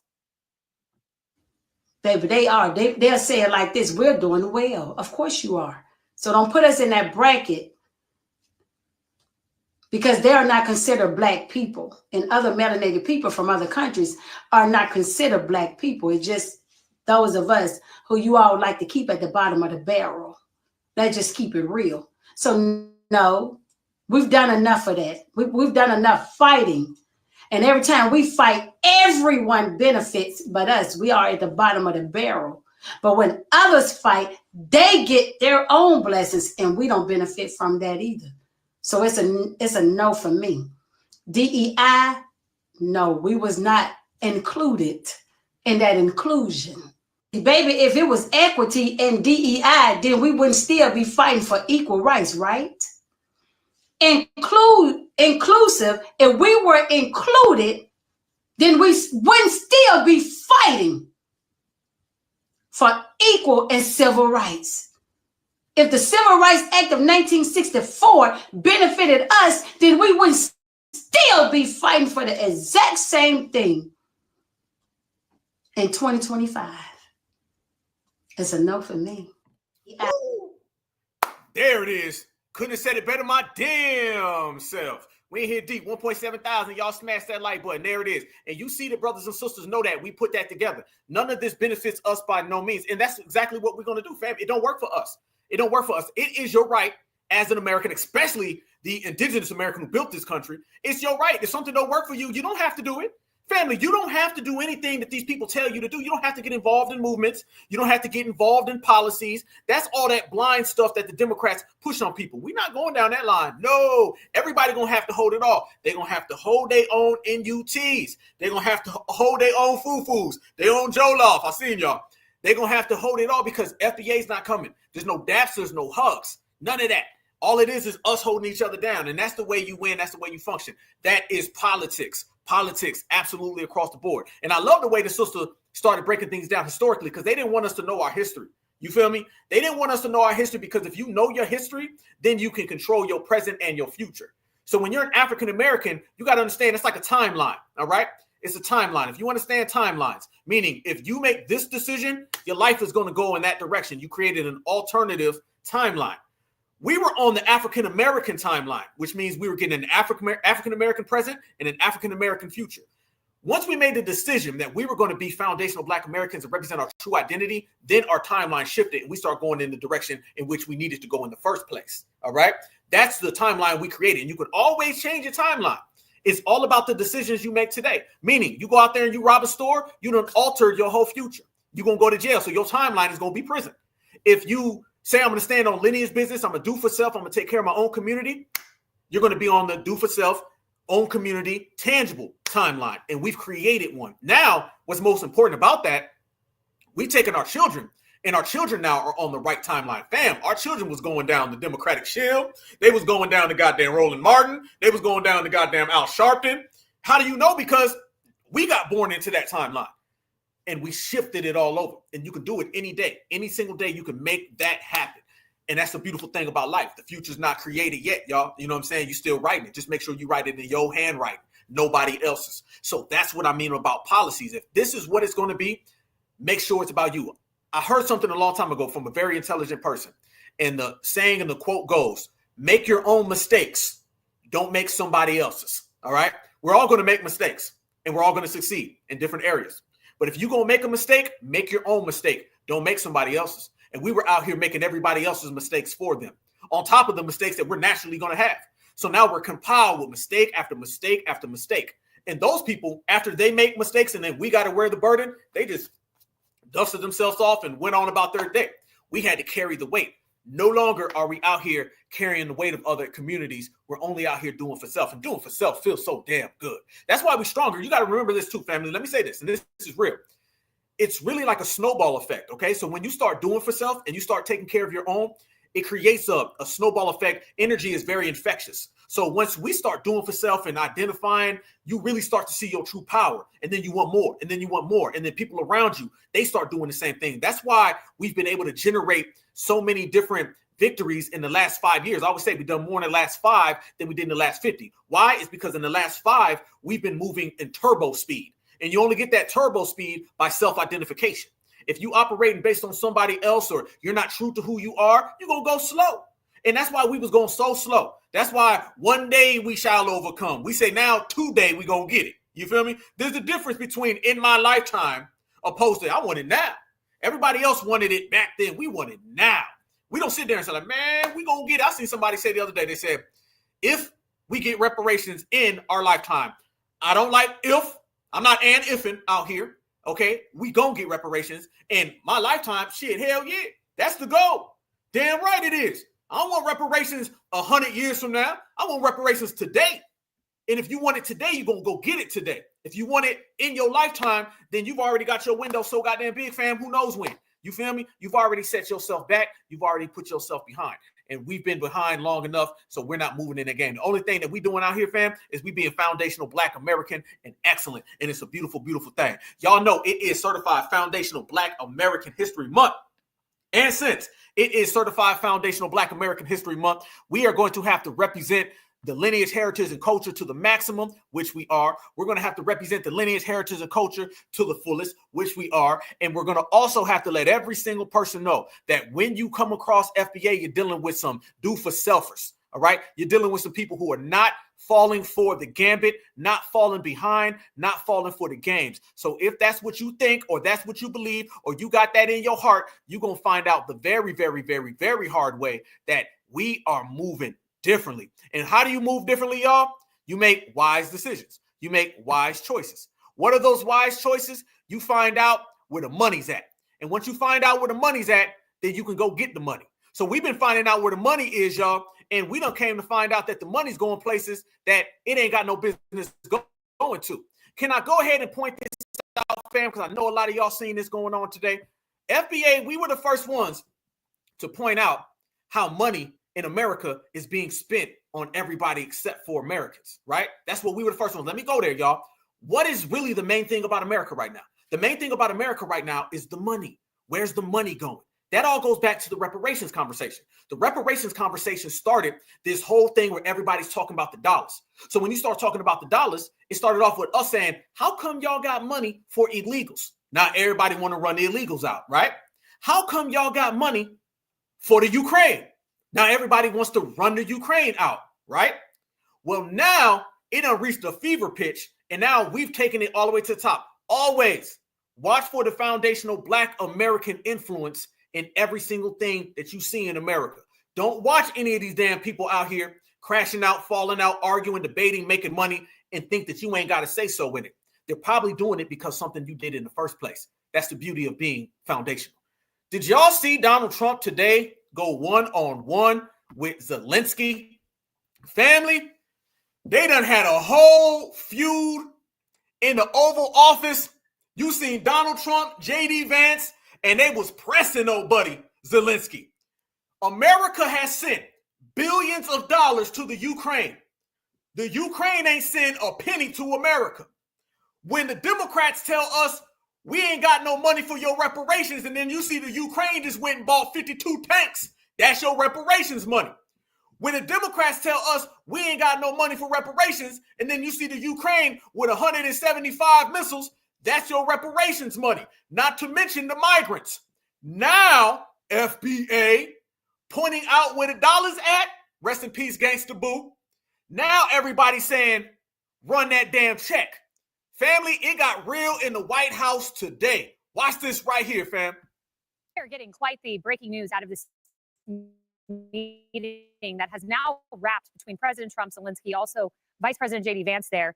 Listen to this. These are just some rough-hand notes from these headlines are also coming out over the wire piecemeal. Apparently, at one point, Vice President Vance cut into the conversation and said the path to peace and the path to prosperity is maybe engaging in diplomacy. Zelensky interrupted the vice president and said, we signed a deal with Putin. He did not keep it. What kind of diplomacy are you talking about? The vice president, according to our producer, mentioned something about being disrespectful. Zelensky and Vance had a back and forth. And President Trump cut in and said, do not tell us what we are going to feel.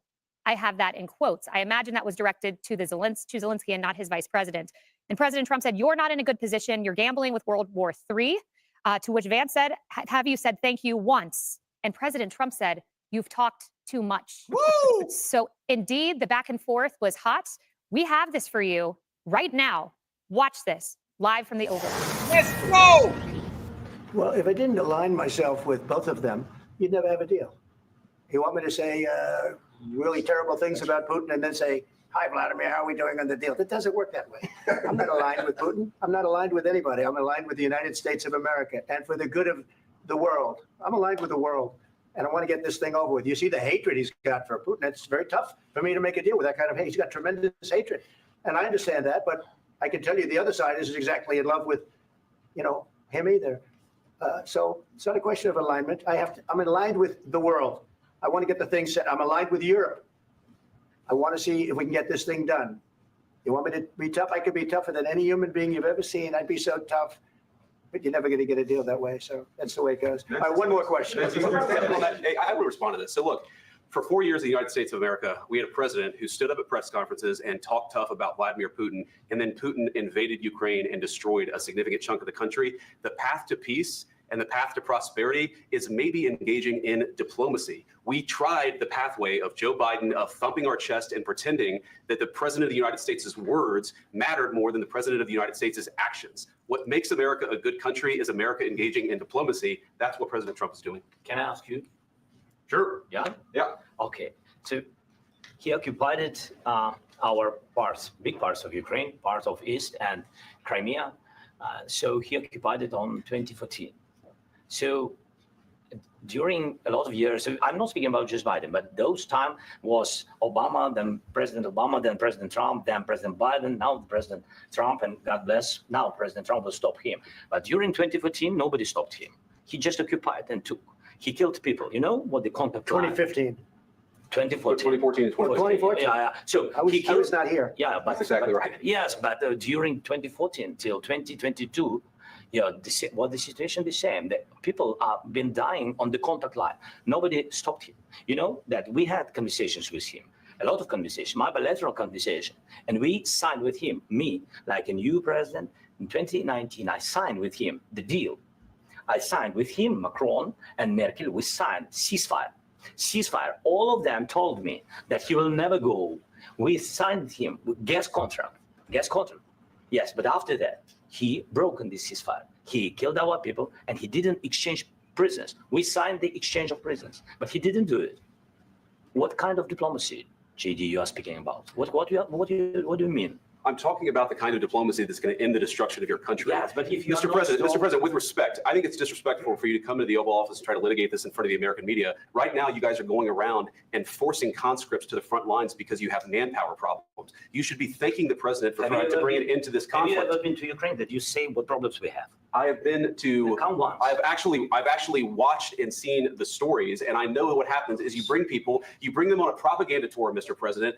Do you disagree that you've had problems bringing people into your military? And do you think that it's respectful to come to the Oval Office of the United States of America and attack the administration that is trying to prevent the destruction of your country? A lot of questions. Let's start from the beginning. Sure. First of all, during the war, everybody has problems. Even you, but you have nice ocean and don't feel now, but you will feel it in the future. God bless. You don't know that. God bless. God bless. You will not. Freeze. Fam, did he just go there? Did y'all catch what he just told Trump? Look at this picture right here. Look at this picture. First off, Trump and Vance are going full tag team mode on bro. Did he just say, y'all gonna feel it too? He just sat there and told Americans, y'all gonna feel it too. Give me $1 billion or else. Or y'all gonna feel it. It's gonna come crashing down on America. This man got some gall. Unmitigated gall, don't he? He said that FBA, all of us, okay, all of America are going to feel it if he don't get his billions. This man having a whole Ukrainian temper tantrum. Conscripts to the front lines because you have manpower problems. You should be thanking the president for trying to bring it into this conflict. Have you ever been to Ukraine? Did you say what problems we have? I have been to. I've actually watched and seen the stories, and I know what happens is you bring them on a propaganda tour, Mr. President. Do you disagree that you've had problems bringing people into your military? And do you think that it's respectful to come to the Oval Office of the United States of America and attack the administration that is trying to prevent the destruction of your country? A lot of questions. Let's start from the beginning. Sure. First of all, during the war, Everybody has problems, even you. But you have nice ocean and don't feel now, but you will feel it in the future. God bless. You don't know that. God bless. You don't God know bless. that. You will not have war. Don't tell us what we're going to feel. We're trying to solve a problem. Don't tell us what we're going to feel. I'm not telling you. Because I'm you're in no answering position to honest questions. dictate that. That's exactly what you're doing. You're in no position to dictate what we're going to feel. That pissed Trump off. Trump is pissed. That pissed Trump off. Bless. God bless. You will not have war. Don't tell us what we're going to feel. We're trying to solve a problem. Don't tell us what we're going to feel. I'm not telling you. Because I'm you're in no answering position to honest dictate that. questions. That's exactly what you're doing. You're in no position to dictate what we're going to feel. We're going to feel very You will good. feel influenced. We're going to feel I'm- very I'm good and telling very you, strong. You will feel influence. You're right now not in a very good position. You've allowed From the yourself very- to be in a from very the bad very position, beginning and he of the happens war. to be right about From the very beginning of the war. You're not in a good Mr. position. I was You don't have upset. the cards right now. With us, you start having Not playing cards. cards. Right now, you don't. I'm very You're playing serious, cards. Mr. President. You're I'm playing very cards. serious. You're gambling I'm the with the lives president of in war. millions of people. You're gambling with World War III. You're gambling with World War III. And what you're doing is very disrespectful to the country, this country. It's back to you. Far more than a lot of people said they should have. Trump is pissed. I ain't seen Trump, this man, on the campaign trail during the debates. That pissed Trump off. Lives of millions of people. You're gambling with World War III. You're gambling with World War III. And what you're doing is very disrespectful to the country, this country. It's back to you. Far more than a lot of people said they should have. Have you said thank you once this A lot entire of meeting? times. No, in this Even entire meeting, today. have you said thank Even you? today. You went to Pennsylvania and campaigned for the opposition in October. Offer some words of appreciation for the United States of America and the president who's trying to save your country. Please, you think that if you will speak very loudly about the war, you He's can. not speaking loudly. He's not Yeah. speaking loudly. Your country's in big trouble. Can I Wait a answer? minute. No, Can you've I done a lot answer? of talking. Your country is in big trouble. I know. You're not I winning. know. You're not winning this. You have a damn good chance of we are coming out staying- okay because of Mr. us. President, we are staying in our country, staying strong from the very beginning of the war. We've been alone, and we are thankful. I said thanks You haven't in been this alone. cabinet. You haven't not been only alone. in this We cabinet. gave you, through I this said stupid thank- president, $350 billion. You We voted gave for you your military equipment, You and you voted men for are your brave, but they had to use our military. What about There goes your reparations money, y'all. That's your reparations money. $350 billion. Winning. You're not winning this. You have a damn good chance of we are coming out staying- okay because of Mr. us. President, we are staying in our country, staying strong from the very beginning of the war. We've been alone, and we are thankful. I said thanks You haven't in been this alone. cabinet. You and haven't not been only alone. in this We cabinet. gave you, through I this said stupid thanks. president, $350 billion.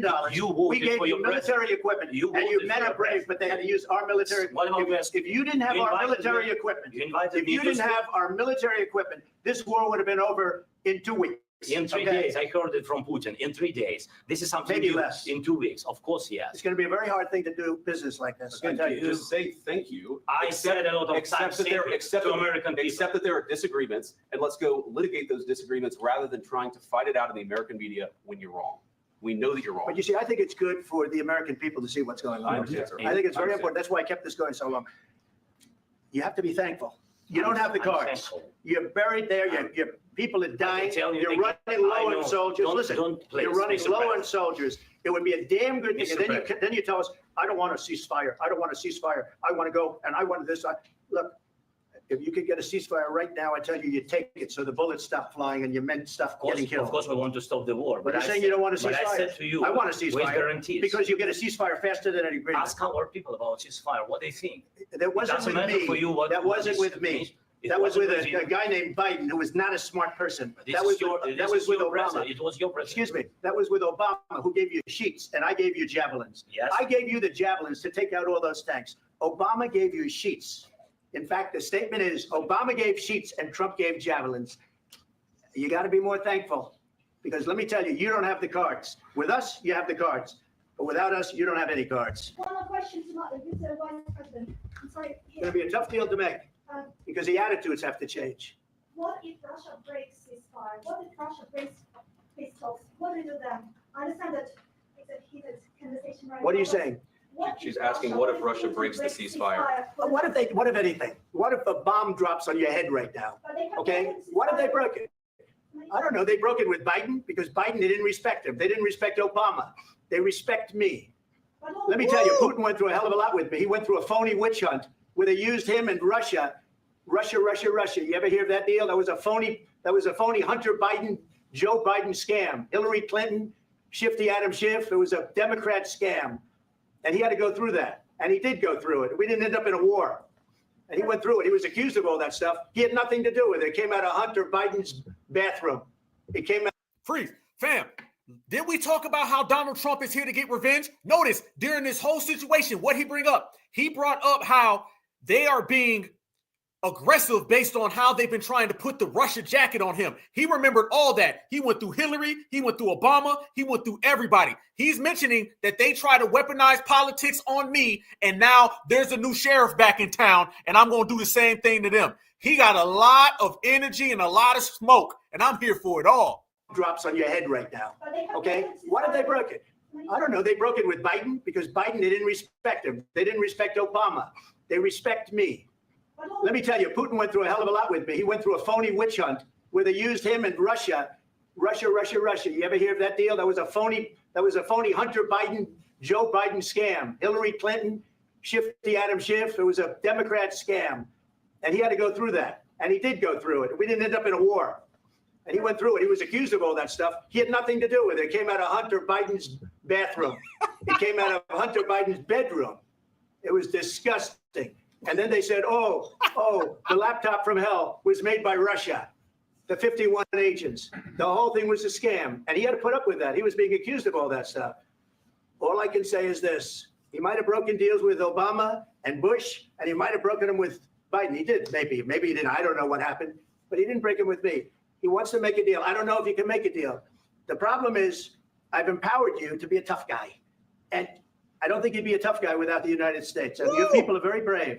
But you're either going to make a deal or we're out. And Bush, and he might have broken him with Biden. He did, maybe. Maybe he didn't. I don't know what happened. But he didn't break him with me.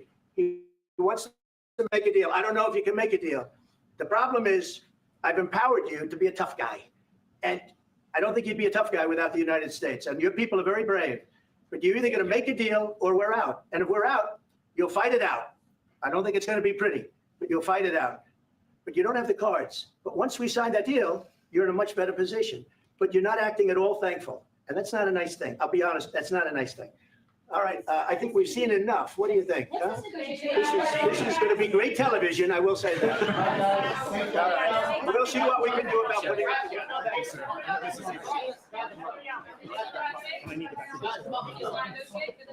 We'll see. I don't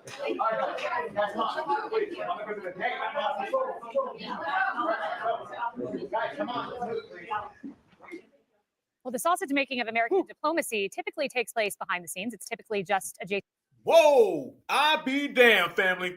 How do we unpack that? Holy roller. Let's see what Karen number 77 got to say real quick. Into the Oval Office and the cabinet room. Before I proceed, fair use, fair use, fair use. This is about teaching, scholarship, research, and commentary. Fair use, fair use, fair use. Let's break this down, y'all. Oh, man, it's a whole lot. Room where you have the tough conversations and then the united front or the tea leaves are delivered in front of cameras in the Oval, and we are left to discern whether it was a good or a bad meeting. But you just saw live the sausage making of American diplomacy in the Oval Office before all of our eyes. It is 5 years, 7 months, and 4 days from the first time these two men spoke. And during that very first conversation, Zelensky said he had a lot to learn from President Trump.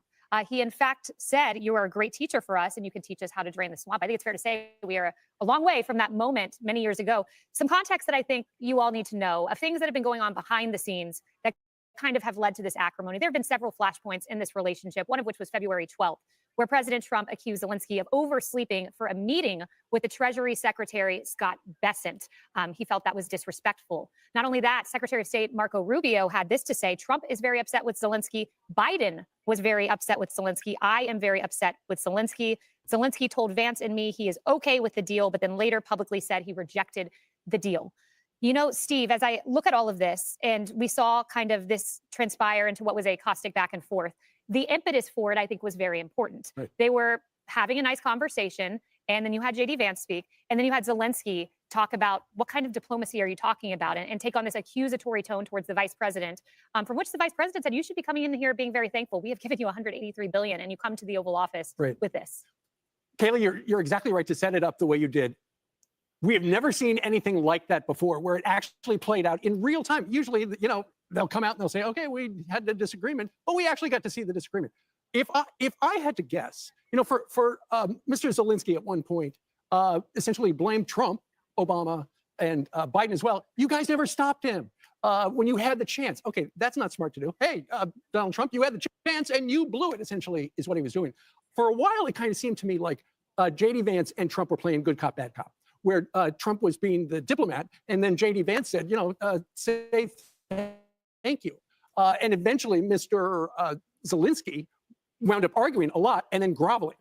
Ultimately, this could be a lot like what we saw just a week ago, where Donald Trump referred to him as a dictator and a third-rate comedian and stuff like that to get a better deal for the United States. For him to have an argument on television in front of the whole world, suddenly the whole world's going like, okay, Trump won that. Zelensky's going to have to do something. I think that's such a good point, Emily. The American public, we've seen, kind of question, we're giving $183 billion in aid. And there are questions that come with that kind of money going to Ukraine. And, you would think that Zelensky coming in would be very grateful in front of cameras, certainly for that. And instead, we had this moment where he challenged the vice president. And the context I mentioned, I do want to bring it up just so our viewers can see.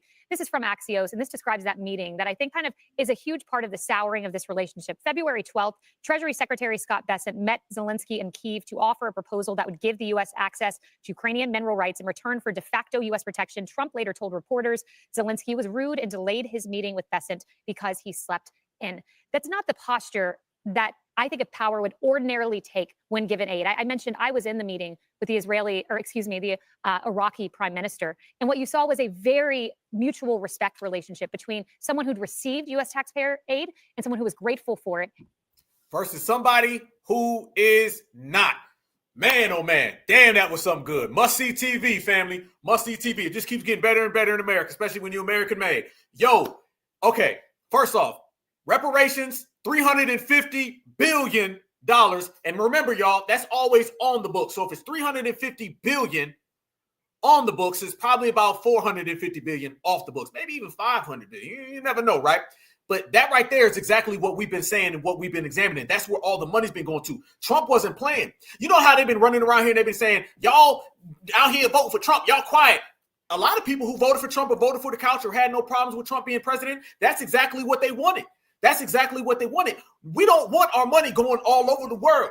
We don't want it. Everything's becoming more nationalized. Everything is becoming more based. That's why I always say us being lineage first, we did it at the picture perfect time. Nobody's running around here on just open borders and everything's everything. All right. It's specific. That right there is our reparations money. That man's sitting there and he's gotten more reparations. Because think about it, y'all. Reparations is to do what? Repair, right? What happens when we give money to the Ukraine? It's so they can defend themselves in the war and so they can do what? Repair their country. Trust me, a lot of that money is going to rebuilding those schools and those churches and those roads that have been ramshacked during the war. So they're getting reparations just by different name. Foreign aid is reparations. That's exactly what foreign aid is. It's reparations. And they've been getting foreign aid and they've been getting, just straight money for the war. I don't even put those two together. You know what I'm saying? So you add both, you're talking about billions of dollars, just throwing it everywhere. Money, money, money on top of more money. You feel me? So yeah, he got punked straight up. He thought he was dealing with Joe Biden. Matter of fact, somebody put it together. Y'all look at this right here. Look at the difference, y'all. Somebody put this together. Look at the difference between the previous administration and this administration. You know what I'm saying? This is why, brothers and sisters, man, I'd way rather deal with Donald Trump than to ever deal with any of the Democrats, because the Democrats out there rolling out all the goddamn money. You could just have it. They cutting checks left and right. Anybody can have it. It's all free. Watch this right here, y'all. This was the Democrats when they were having a discussion versus Donald Trump beat down. Because that was actually that right there. Donald Trump and J.D. Vance was giving dude a beat down right there in the office. They weren't playing no type of games. Watch the difference, though, between the Democrats and the Republicans. Pretty incredible. With your American money. Remember this, y'all. That's all FBA reparations, and it's all your tax money. Watch this. In their lives. One thing I think we can agree on is we shouldn't shut down the government over a dispute. And you want to shut it down. You keep talking about it. The last time, Chuck, you shut it down. No. And then you opened it up very quickly. And 20 times. I don't want to do what you did. 20 times you have called for, I will shut down the government if I don't get my will. None of us have said. You want to know something? You've said okay, it. You want to put that on You've my said it. I'll take it. Okay, good. You know what I'll say? Yes. If we don't get what we want, one way or the other, whether it's through you, through a military, through anything you want to call, I will shut down the government. Okay, fair Absolutely. enough. And We I am disagree. proud, and I'll We tell you what, disagree. I am proud to shut down the government for border security, Chuck. And the destruction of your A country. lot of questions. Let's start from the beginning. Sure. First of all, during the war, everybody has problems. Even you, but you have nice ocean and don't feel now, but you will feel it in the future. God bless. You don't know that. God bless. You don't God know that. bless. You will not have a war. Don't tell us what we're going to feel. We're trying to solve a problem. Don't tell us what we're going to feel. I'm not telling you. Because I'm you're in no answering on position this to question. dictate that. That's Remember exactly this. what I'm not You're in dictating. no position to dictate what we're going to feel. We're going to feel very You will good. feel influenced. We're going to feel very I'm good and very telling you, strong. You will feel influence. You're right now not in a very good position. You've allowed From the yourself very- to be in a from very the bad very position, beginning and of he the happens war. to be right about From it. the very beginning of the war. You're not Mr. in a good Brown, position. I You don't was- have the cards right now. With us, you start I'm having not playing cards. cards. Right now, you I'm don't. very Yeah, you're playing serious, cards. Mr. President. You're I'm playing very cards. serious. You're I'm gambling the with the president lives in of war. millions of people. You think- You're gambling with World War III. what you're You're speaking about? gambling with What are you World speaking War about? III. And You- what you're doing is very disrespectful to the country, this country. It's with back all to you. respect to your Far country. more than a lot of people said wearing they respect. should have. Damn. All right, so basically, what happens is it's not just about the money. What it's basically about is Donald Trump is saying, we're going to go ahead and we're going to get a ceasefire. Vladimir Putin came out and said that he wants a ceasefire with Ukraine. From what I've heard, Vladimir Putin has been wanting the ceasefire. Family goes deep. We're going to cook. We're going to cook. Everybody smash that like button. We're going to get on our geopolitical game right now. We're going to get very, very geopolitical because this is what we do on the Black Alpha Network. But we're going to talk about how it all comes back to Black Americans. Okay, so Vladimir Putin has been wanting to end the war with the Ukrainians, all right? First off, it is literally drive them out. It's drive them out. Vladimir Putin has been getting gas from Syria, all right? He's been getting gas from Syria. This is why the Syrian president, al-Assad, the reason why he had been protected for so many years out in the Middle East, because you had all of those Middle Eastern countries, including America funding, that wanted to go into Syria and stop al-Assad, who is an Alawite from Syria, Damascus. The reason why he was protected was because Vladimir Putin used to protect him, because Vladimir Putin used to get all of his gas and a lot of minerals from Syria to Russia. Well, at the end, the tail end of last year, Syria fell and al-Assad flew all the way over to Russia to seek asylum. All right. Going back to Barack Obama wanted to get into Syria. All right. Saudi Arabia wanted to go into Syria. A lot of those places in the Middle East wanted to go into Syria because they wanted to take over Syria the same way they took over Iraq, the same way that they crippled Lebanon. It was a lot of things going on in the Middle East, and they really wanted the finances to it. Well, al-Assad was always protected by Russia, but the war in Ukraine, too many resources have went out trying to fight that war that they ended up losing money, so they couldn't defend al-Assad no more. So this war in Ukraine actually cost Russia their Syrian ally. And now that their Syrian ally is out there, now they're losing their plug when it comes to gas and it comes to minerals. So now they're going to have to up the price and pay more. This was all about Russia now not having the plug in the Middle East. So the Ukrainian war, which a lot of people thought it was kind of funny that war popped up while everything was happening with al-Assad in Syria. The Ukrainian war has literally stretched the pockets of Russia mad. And they lost a lot of resources having to fight this war that's American funded, because America's giving all of that weapon and all that money to the Ukraine, your reparations money. So remember, your reparations money and your taxpayer money is going to Zelensky and Ukraine so they can fight a war with Russia. While they fight the war with Russia, it drains Russia's pockets. Russia can no longer defend Syria, and now Syria is being attacked by particularly the United States government and the Democratic Party.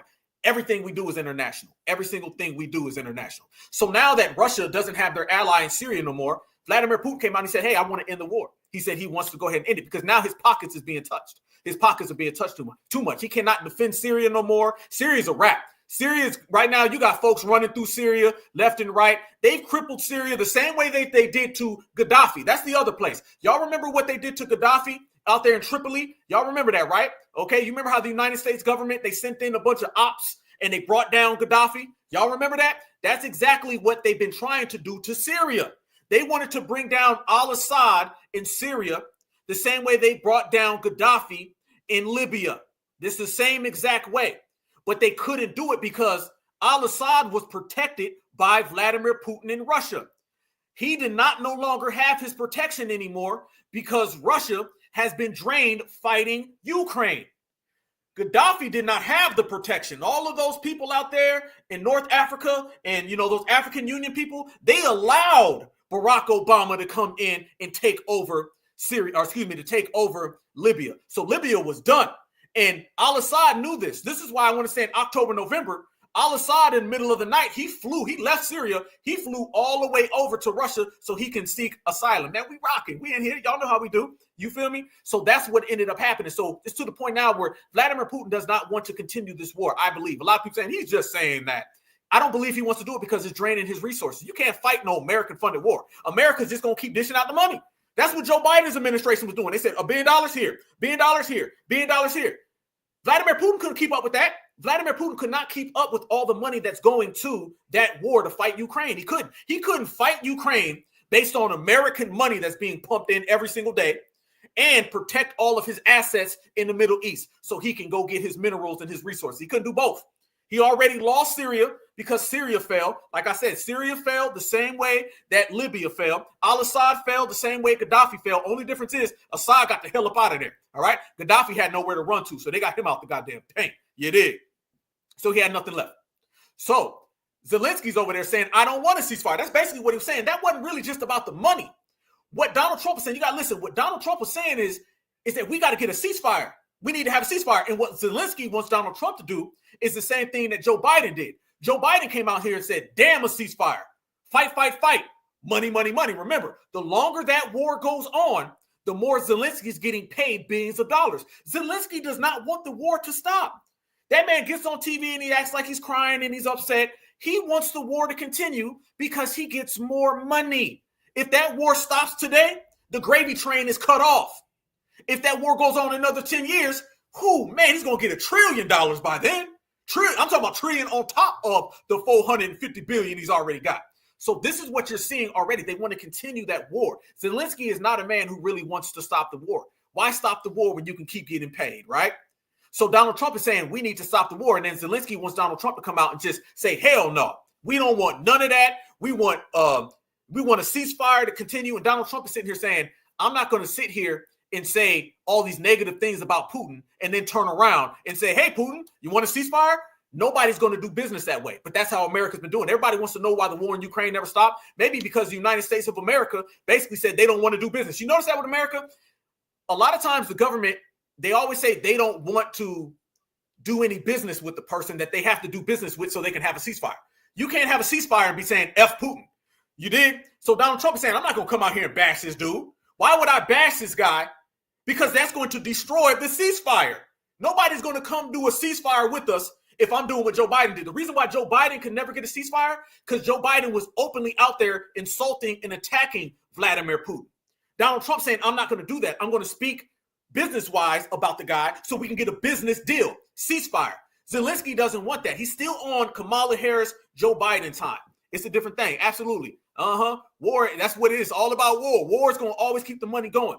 That's how it is. So if you watch that, why do you think all of that stuff about Russia and Donald Trump was always being pumped at everybody? Why do you think so? Because if Donald Trump is coming from a business standpoint and he's not insulting or attacking Putin, then they can say, well, Donald Trump's in bed with Putin. That stops the ceasefire. The more they made it look like Donald Trump and Putin were in cahoots, the more a ceasefire was not going to come to reality. The more Zelensky comes out here and he keeps saying he doesn't want a ceasefire, the more the war is going to continue. So it's simple posturing between the two of them. Yes, the $350 billion. Yes, all the money was a big deal, but that was mostly Donald Trump saying, dude, do you want a ceasefire or not? And Zelensky just straight up said he didn't want one. He didn't really want one. So you can take Zelensky trying to get money, trying to prevent a ceasefire. You can take Vladimir Putin, who wants to stop this war because his pockets are being drained. He's already lost al-Assad. He's lost Damascus. He's lost Syria. He lost his allies in the Middle East. And then you have Donald Trump saying, let's do business. Let's get a ceasefire or everybody is going to lose. I don't think that nothing was wrong. I think it was perfectly good. So there goes the internationalism that's being played in front of every damn body and family. Trump gave more. You know what I'm saying? Trump gave a little speech afterwards. He went to talk. But this is where it all goes back geopolitical. And I'll tell you where, like I said, I'll tell you exactly where foundational Black Americans have a play in all of this. I'm going to tell you exactly why. First off, this is another reason why they did not want Donald Trump to be in office. This is another reason. Fam, why you think they was paying people to keep us on the Democratic plantation? Let me tell you how this all affects foundational Black Americans. Or shall I tell you this is how foundational Black Americans affect it? If foundational Black Americans vote blindly for the Democrats, then Kamala Harris wins, no ceasefire, and you get a war for another 10 years, and you get more and more billions of dollars going to the Ukraine. Foundational Black Americans sat on the couch, Democratic plantation crashed. Now we're talking about a ceasefire, and you got J.D. Vance and Donald Trump in there. You wouldn't see J.D. Vance and Donald Trump in there completely roasting dude if we did not get on board in terms of sitting on the couch, because then Kamala Harris would have won. You wouldn't even have that. You would have had Joe Biden falling asleep and every single thing else you have, man. We in here. Donald Trump came out. After all of that, family, I'm going to show y'all Donald Trump came out and he spoke. And it's exactly going to line up with what I was just telling y'all. Watch what I'm talking about. Every single thing that I just said, this is exactly how it played out. And Donald Trump confirms it. We had a meeting today, as you know, with President Zelensky, and I would say it didn't work out exactly great. From his standpoint, I think he very much overplayed his hand. We're looking for peace. We're not looking for somebody that's going to sign up a strong power and then not make peace because they feel emboldened, and that's what I saw happening. I'm looking for peace. We're not looking to go into a 10-year war. And did I not just say that? Is that exactly what I just said? I said if foundational Black Americans don't vote for the couch, Kamala Harris ends up winning, and you got another 10-year war. I just said that, and Donald Trump just said the same thing, and I have not seen this clip before. If Donald Trump is not the president, we're not talking ceasefire, then Zelensky's getting billions of dollars. He would have left that White House meeting with another bag if that was Joe Biden. Big difference. Then not make peace because they feel emboldened, and that's what I saw happening. I'm looking for peace. We're not looking to go into a 10-year war and play games. We want peace. And it was just my impression that if we do that, if we sign up, he's looking for something that I'm not looking for. He's looking to go on and fight. We're looking to end the death. 2,000 people died this week. Soldiers, more than that, but 2,000 approximately people died this week. Did I not just say that? I said Zelensky's looking to what? Fight. That's exactly what I just stated. Zelensky wants no ceasefire. He did not come there for a ceasefire.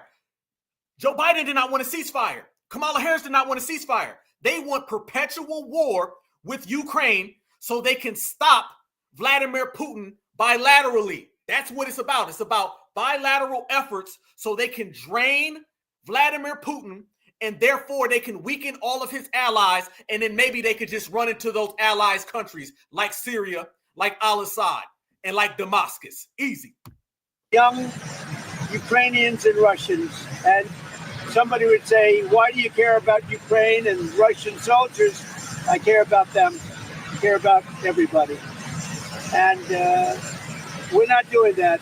Now, if we don't do anything, he's going to have to make peace, but he's dealing with a very weak set of cards. If we sign, he's dealing with a very strong set of cards, and then he doesn't want to make peace. So that's where we are. It's very simple.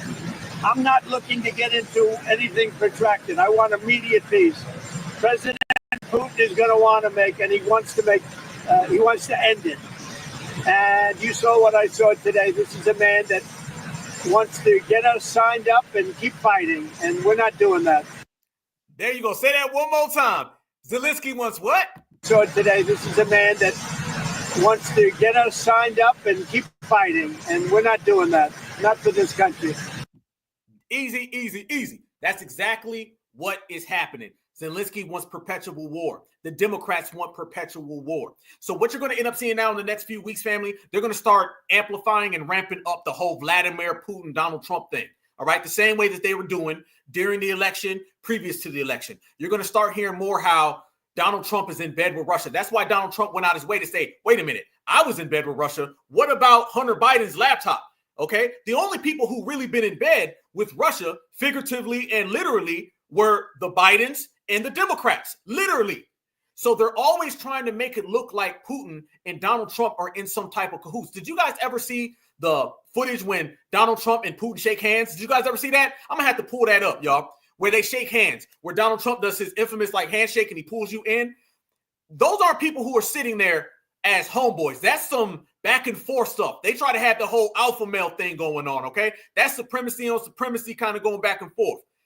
The media has always tried to make it look like Donald Trump and Putin are in cahoots, because the more they can make them look like they're on the same page, the more they can keep this war going on and on and on. So in the next few weeks, next few months, and we'll be sitting here breaking it down, y'all, because we always predict things, you're going to see more and more news clippings, more editorials talking about this fake relationship between Putin and Donald Trump, especially after this all went on. That's why when J.D. Vance was in there and J.D. Vance was like, why are you sitting here doing this in front of the media? Y'all notice Donald Trump said, whoa. He told Vance, hold on. This is good. We need to have this all play out in front of everybody, because these were the meetings that Joe Biden was having behind the scenes. No one spoke about it. This is what they were doing. Donald Trump wanted to have this. This is why everybody's talking about it today, because Trump said, we're going to put this in front of the cameras so everybody sees the type of sleazebag energy that's coming from over here. And notice how he kept saying, this man does not want peace. It's crazy that Donald Trump and Vladimir Putin, by all accounts, want the war to stop. And I just gave the reasons why Vladimir Putin wants the war to stop. He's being drained financially and he can't even protect his assets. Donald Trump wants it to stop as well. The only people who want perpetual war are the Democrats and Zelensky. So you're talking about perpetual war and billions of dollars, and you see no end in sight. And Donald Trump and J.D. Vance checked them in front of everybody. Notice you haven't really even seen Donald Trump and J.D. Vance in the same place at the same time recently. They were both there whooping old dude up and giving him that work. So that was a lovely, lovely, lovely thing. Check this out right here. I'm going to show y'all. This right here is even more stuff that was going on. I want y'all to see when they was whooping dude up, people caught the Ukraine media, and the Ukraine media was so embarrassed by how Donald Trump and J.D. Vance was tag teaming old boy that they was out there putting their head down. Watch this. This lady right here you're going to see, she's from the Ukraine media. You're saying you don't want to ceasefire? I want to ceasefire because you're getting a ceasefire faster than anyone. Woo! Look at that. She going through some things. Watch her, y'all. This lady got her head down because she knows that her president is getting whooped. You're saying you don't want to ceasefire? I want to ceasefire because you're getting a ceasefire faster than anyone. Ask our people about ceasefire, what they think. There was She know what it is. She knows exactly what it is. Your president over there getting scissors. She over there like, oh, damn. They didn't do this when Biden was in office. All you got to do, family, is just look at the tea leaves, read them. They didn't do none of this when you started seeing Joe Biden and Camilla was running around here. You didn't see none of that. No, they was over there happy. Everybody was shinning and grinning. Everybody was just in the zone. Now you're starting to see a different taste. You're starting to see a different flavor. You're starting to see people behave in different aspects. And that is all good. That's all to the good. Because the more that goes on, the more things are really in control. The more things are really in control. And fam, it's getting even worse. Check this out. Some of those hardline Republicans like Senator Graham's coming out here and he's saying how Zelensky can't get the bag. Times are turning. Let me show this as well, because it wouldn't be Donald Trump unless we talked about Twitter. Donald Trump ran to X, Twitter, and he called out everything that happened. Check this out. This was his statement, right? Donald Trump said, we had a very meaningful meeting in the White House today. Much was learned that could never be understood without conversation under such fire and pressure. That's what I was just saying. It's amazing what comes out through emotion, and I have determined that President Zelensky is not ready for peace if America is involved. One more time. I have determined that President Zelensky is not ready for peace if America is involved, because he feels our involvement gives him a big advantage in negotiations. I don't want advantage. I want peace. This has come from Donald Trump. He disrespected the United States of America in its cherished Oval Office. He can come back when he is ready for peace. Donald Trump said, you know what then? You don't want to listen? You want to play games? You want to just come over here and take American taxpayer dollars? Tell Americans, y'all gonna feel it too. You want to disrespect America? Then you go over there and you continue to be slaughtered by Russia and Putin, and we ain't giving you nothing. Come back when you're ready to talk. Go to your room. He told him to go to your room, little boy. Go to your room. Don't come back and talk to us. That's what he told him. And good. He gonna have to hold his own Ukraine. That's what he gonna have to do. Damn, everybody holding their own, right? Hold your own Ukraine today. That's what it is. You got to hold your own tacos, hold your own fufu, hold your own jollof, your own lace front, and hold your own Ukraine. That's what I guess is going to happen to Zelensky, because he thought he was going to come over here and leave with a bag. As we said, y'all, what we said previously, the Democrats have spoiled everybody with American money. Matter of fact, let me see y'all closer. Let me break this down, y'all. The Democrats have spoiled everybody with American money. They spoiled illegal immigrants by putting them in high-rise 5-star hotels, putting them in the greatest hotels in America, giving them EBT cards, thousands of dollars. Now those migrants are burning the flag and they're disrespecting ICE agents and openly attacking Americans because the Democrats have emboldened these people by giving them free money. Now the Ukrainian president is coming over here and he's disrespecting Americans, talking about y'all gonna feel it too, it's gonna be bad for y'all, and basically give me some more money because they have given them money. The Democrats have emboldened everybody. This is why America's saying, where the dollar's at? This is why you got to watch your money. You got to always watch your money, y'all. You got to always watch your money. Yes, U.S. aid, absolutely. This is why everybody's talking about it. And remember, all this U.S. aid talk comes back to us. We were the first ones to start talking about where the dollar's at. Now everybody's talking about where the dollar's at. But like I said, the Democrats have emboldened every single group in the world by giving them free U.S. taxpayer dollars. They gave the migrants free taxpayer dollars, put them in hotels, gave them EBT cards, thousands of dollars, millions of dollars. Now the migrants are running around here burning flags and think there's nothing wrong with it because the Democrats have emboldened them and made them spoiled. They gave the Ukrainian president billions and billions of dollars of taxpayer dollars. Now he thinks he can come to America, to the Oval Office, and disrespect all Americans. You see why the Democrats had to get out the paint? You see why we had to run these people so far out that you don't see them again? That was an exactly great thing that we did, because no longer can you deal with those type of people. And somebody going to have money. There's only so much money. There's only so much money. Your money going to go to Americans or it's going to go to the Ukraine. Simple as that. It's going to go to Americans or migrants. Democrats made it clear. They're giving the money to the migrants. They're giving the money to the Ukraine. And I guess everybody in America is just going to have to sit here and suffer, right? Especially when it comes to foundational Black Americans, where they say they can't ever find the dollars. Listen, I'm a foundational Black American. Our people built this country. I want my goddamn money. So if the Ukraine is over there fighting a war, I don't give a damn. Cut them off. I want my money. All right. If the migrant is jumping over the border to come over here and live in our country, I don't give a damn. Close the borders. I want my goddamn money. All right. Money doesn't grow on trees, right? Well, then trees grow in America, correct? Well, that means Americans are going to get it. It's America for Americans. American made. That's what it's all about. I don't give a damn about no foreign wars. I don't give a damn about no foreign refugees. They're not coming over here getting the money that we don't have to loan. All right. The same thing they tell us. We ain't got no money for reparations. We can't find the money. Okay. Well, I got the same mentality. We ain't got no money for the Ukraine. I can't find the money. We ain't got no money for the migrants. I can't find the money. Damn them all. If they can't find the money for us, American citizens, then we can't find no money for them, foreigners, especially foreign wars, foreign migrants, foreign immigrants, foreign refugees. Damn them all. Straight up like that. They can take that to the bank. Now, you see people coming out right here, cut the check. Absolutely. There it is. There it go. Senator Graham came out, and this is why I say, family, some real supremacist on supremacist issues going on here. Senator Graham comes out, and he started talking about how basically it's a wrap for Zelensky. You're starting to see a shift in foreign policy. Good. The more we see a shift in foreign policy, the more money's going to go in our pockets, because foreign policy's been taking all the money out of our pockets. All right. So, what do I think? Complete, utter disaster. I've been to Ukraine 8 or 9 times since the war started. I understand the consequences of Putin's actions against Ukraine. I appreciate what the Ukrainian people have done. They fought like tigers. At the end of the day, I was hoping that this minerals deal, which would be transformative in the relationship, would go over well. I talked to Zelensky this morning. Don't take the bait. President Trump was in a very good mood last night. Somebody asked me, am I embarrassed about Trump? I have never been more proud of the president. I was very proud of J.D. Vance, standing up for our country. We want to be helpful. What I saw in the Oval Office was disrespectful And I don't know if we can ever do business with Zelensky again. I don't.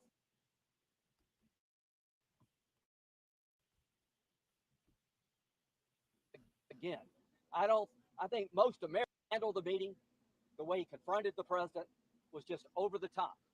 So I think the relationship between Ukraine and America is important, vitally important. But can Zelensky do a deal with the United States? After what I saw, I don't know. Yeah, we pretty much coming to the end of this one, y'all. Yeah, we pretty much coming to the end of that bag. The gravy train looks like it's about to be over, y'all. When you start seeing all these other people come out and they start saying, nah, I'm not really with it, this looks like it's about to be the beginning of the end of this whole Ukrainian fiasco, y'all. This looks like it's coming to an end. You're going to start seeing more and more people come out and say, yeah, we need to go ahead and cut them off. Looks like Ukraine about to get cut off from the bag. He was shocked. He was very upbeat. I told Zelensky, we'll talk about security guarantees. We'll talk about ceasefires and how the war ends. This is a process. You have a new relationship with America, a $500 billion, $500 billion deal that President Trump is proud of, that gives us an interest worth defending. Let's talk about the positive. But he was terrible at Munich, Zelensky, and I think he has made it almost impossible to sell to the American people that he's a good investment, that he is a good business. This is what he said. He didn't sell it to the American people. He didn't sell it to the American people. That was a crash out. That was terrible. And the American people are looking at that interview and it's not looking good. Zelensky, and I think he has made it almost impossible to sell to the American people that he's a good investment, that he is a good business. Senator Graham. Hey, one at a time. One at a time. Senator Graham, thank you. Do you think President Zelensky needs to resign to resume these peace talks? He either needs to resign and send somebody over that we can do business with, or he needs to change. There you go. I was waiting for it to get there, fam. That's what we were waiting on. Now you're seeing calls for Zelensky to resign. These are pretty much the first steps, y'all. Last week, it was about money in the United States of America.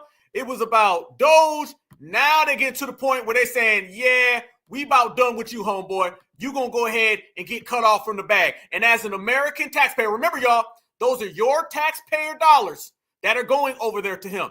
I fully support cutting the Ukraine off because that means the money's going to stay here in America. I can use those $350 billion. Resign to resume these peace talks. He either needs to resign and send somebody over that we can do business with, or he needs to change. There it is. Checkmate. So yes, family, that's what's going on. That's what's happening. So much going on geopolitically. And that's one thing we always do on the Black Alpha Network. We're going to talk about everything out here in the streets. We're going to talk about everything socially, politically, also geopolitically, global, because we are a global lineage. We run the world. So therefore, our influence is all the way across the world. So we're going to report on everything that goes on across the world, especially now. These times is crazy. Times are very interesting. And we're going to always break them down and give y'all that thorough information on how not only does this affect foundational Black Americans, but apparently how foundational Black Americans affect them. And it's a beautiful thing. But you know the Democratic shields had to come out, y'all. You fam. Listen to me, my family. You know, right after this meeting, do y'all know the blackface Democrats? You know, fam, can I say this? The lowest person on the planet is a blackface Democrat. Nobody is lower than a blackface Democrat. Master says jump, they say how high. Master say drop and give me 50, they'll give him 70. Nobody is worse than a blackface Democrat. Nobody is worse than a Democratic smut. That's the worst thing. And y'all know what I'm talking about. The same people running around here talking about DEI, the same folks who are in Walmart telling Black folks to leave, the same folks who get behind every movement, put jackets on for other communities' problems. Do y'all know before the damn meeting was over, you already had the blackface Democrats running to the internet? And guess who they were defending, y'all? They were defending Zelensky. Everything we saying right now, they were saying the counter of, the opposite. Yes, leave it up to a blackface Democrat to do the damn bootlicking when somebody ain't even got on boots. You can come in here wearing some damn penny loafers and a blackface Democrat gonna bootlick. You can come in here wearing some goddamn sneakers and a blackface Democrat gonna do some bootlicking. They bootlicking when people ain't even wearing boots. The lowest of the low, the lapdog, the puppet of the earth is a black-faced Democrat. No spine, no shame. Family, why they were boycotting all that stuff today, they was running to the internet and they were defending Zelensky. Remember, Jasmine Crockett said she's on the same side as Canada and Mexico. There's nothing more anti-American than a Democrat that sides with Canada, Mexico, and the Ukraine over the American president. There's nothing more. Nothing. At the end of the day, simply you're an American. At the end of the day. And it's not like these people have been doing all these great things for us. What are you talking about? You're talking about war, billions of dollars, cartels, open borders. I mean, you're not defending these countries that have such a long line of helping us, right? Family, Jasmine Crockett came out and said that she supports Mexico, cartels, and illegals over America. She said she supports Canada, open borders, sanctuary cities over America. And she said she supports Ukraine over America. These people support all of these people more than America. There's nothing more anti-American than a Democrat that sides with foreign countries, Canada, Mexico, Ukraine, over the American people. Fam, look at this. Do y'all know the Democratic shills was running to the net and they were on the side of Zelensky? I'm telling y'all, this is why we've been trashing the Democratic Party and all of their shills. And we've been running their asses so far out the paint, you can't see them no more. We've been out here roasting the Democratic shills because all they do is get in our way and all we do is regulate. Watch this right here, family. Tell me how bad this is. Just when you thought it couldn't get any worse. These people out here defending the Ukraine now. And the question is, are you defending the Ukraine because you care? Or are you just being anti-Trump because Master told you to be? You have seen the videos of the meeting that was held in the Oval Office today with Vance, number 47, and Zelensky. And I have to say, that was one of the most embarrassing things I have ever seen. And I don't know if y'all saw the beginning of it, but it started when Zelensky first got out of his vehicle and he shook number 47's hand. And number 47 asked him, "Oh, so you're dressed up today?" And of course, we know what Zelensky usually wears. It's normal. You know, he doesn't usually have on a suit or anything, but it was almost like he was making fun of what he had on. But then there's also a... Who cares? Who gives a damn? Family, what do y'all care more about? Zelensky's wardrobe or the $350 billion that he keeps stealing from America? This man is a financial thief. He's just stealing money from us. And she's sitting there saying, Donald Trump. She ain't even calling him Donald Trump. She's calling him 47. She's sitting there talking about some 47 was mean to that guy who does not support us. Oh, by the way, y'all know about all those people in the Ukraine? Yeah, you know those ones who put their hands in the air? You know what I'm talking about? It starts with an N. Yeah, a lot of them been over there getting money. She may not know it because she's Democratic tap dancing and moonwalking, but Zelensky is not a friend of your black self, homegirl. Okay? Zelensky gonna call you the same thing that the Klan gonna call you, whether you know it or not. Another video of a reporter wanting to ask Zelensky a question. And the question that he asked him was, do you ever wear a suit? You're coming into the most important office and you never have on a suit. Why you don't have on a suit? Something to that effect, right? Almost as if he was kind of making fun of him, you know, kind of putting him in an awkward situation, you know, having to answer that question. And as we know, I'm sure that man ain't thinking about no suit right now. You know, he got a lot of things going on right now, trying to protect his country. He's not thinking about a suit. And right after he answers the question, you know, everybody's laughing. It's almost as if they set him up. Like they was just waiting for him to get there today to set him up and drill him the way that they did today. But of course, Vance is the one who started it all, coming in hard. Trump. Family, is this the third grade? Is this what is, family, is this geopolitics? Is this international business? Or is this the third grade playground? He was talking about his clothes. He said, you're mean. They set him up. And J.D. Vance was the one who started the whole thing. You're going to ISS, in school suspension. I'm going to write you a slip and give it to your mom. What the hell is going on with these black-faced Democrats, y'all? Somebody talk to me. Trying to strong arm him. And then, of course, number 47 has to jump in. it kind of reminded me of whenever you go, a person when they go to the bar, like they're really, weak, probably don't have a backbone, but they're always starting fights, and they're real bold and bad, as long as they got their little group with them, right?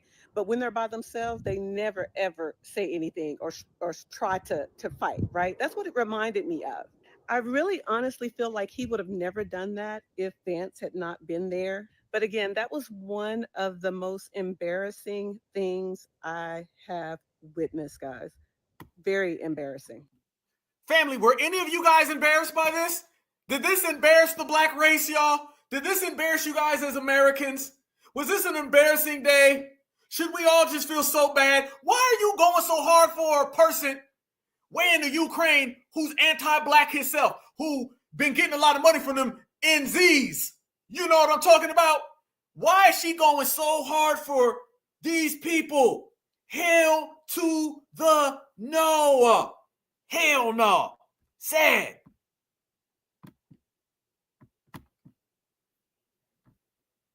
Right now, people, Zelensky going the fuck off on the news in the White House on JD Vance and Donald Trump because y'all not gonna bully his ass out of his fucking country. Right now, people. Here come the sister shield. Here come the sister shield. Did any of y'all get it from that way? What is she talking about? What JD Vance and Donald Trump Zelensky meeting is she referring to? That ain't the one that we saw. Look how she spit. I'm telling y'all, Democrats live in a world of delusion. She in here said, first off, I'm going to tell you what it is, folks. They was up in that thing letting it be known. You ain't going to punks no Zelenskys.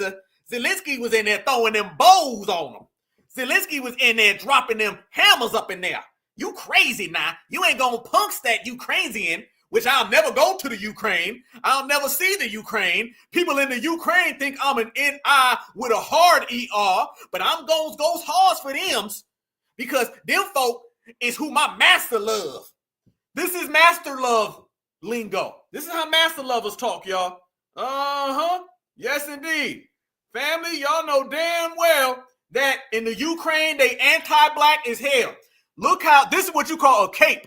Look how hard she going. Right now, people, Zelensky going the fuck off on the news in the White House on JD Vance and Donald Trump because y'all not gonna bully his ass out of his fucking country. Right now, people, Zelensky going the fuck off.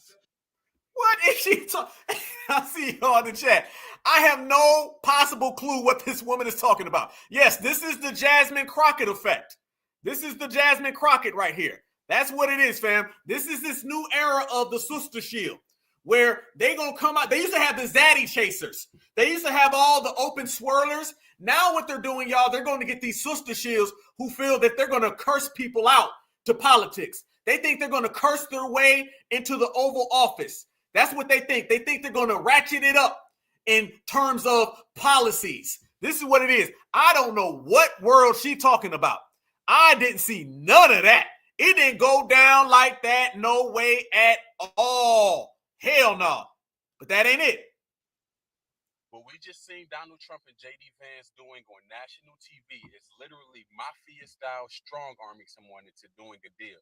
And basically said either you're going to sign this deal that we put in place or you're going to have to fight for yourself, and it may be a potential World War III. They didn't even let this man say a word back. They set him in the Oval Office and just yelled at him as if he's their child or something. And when he just yelled at him.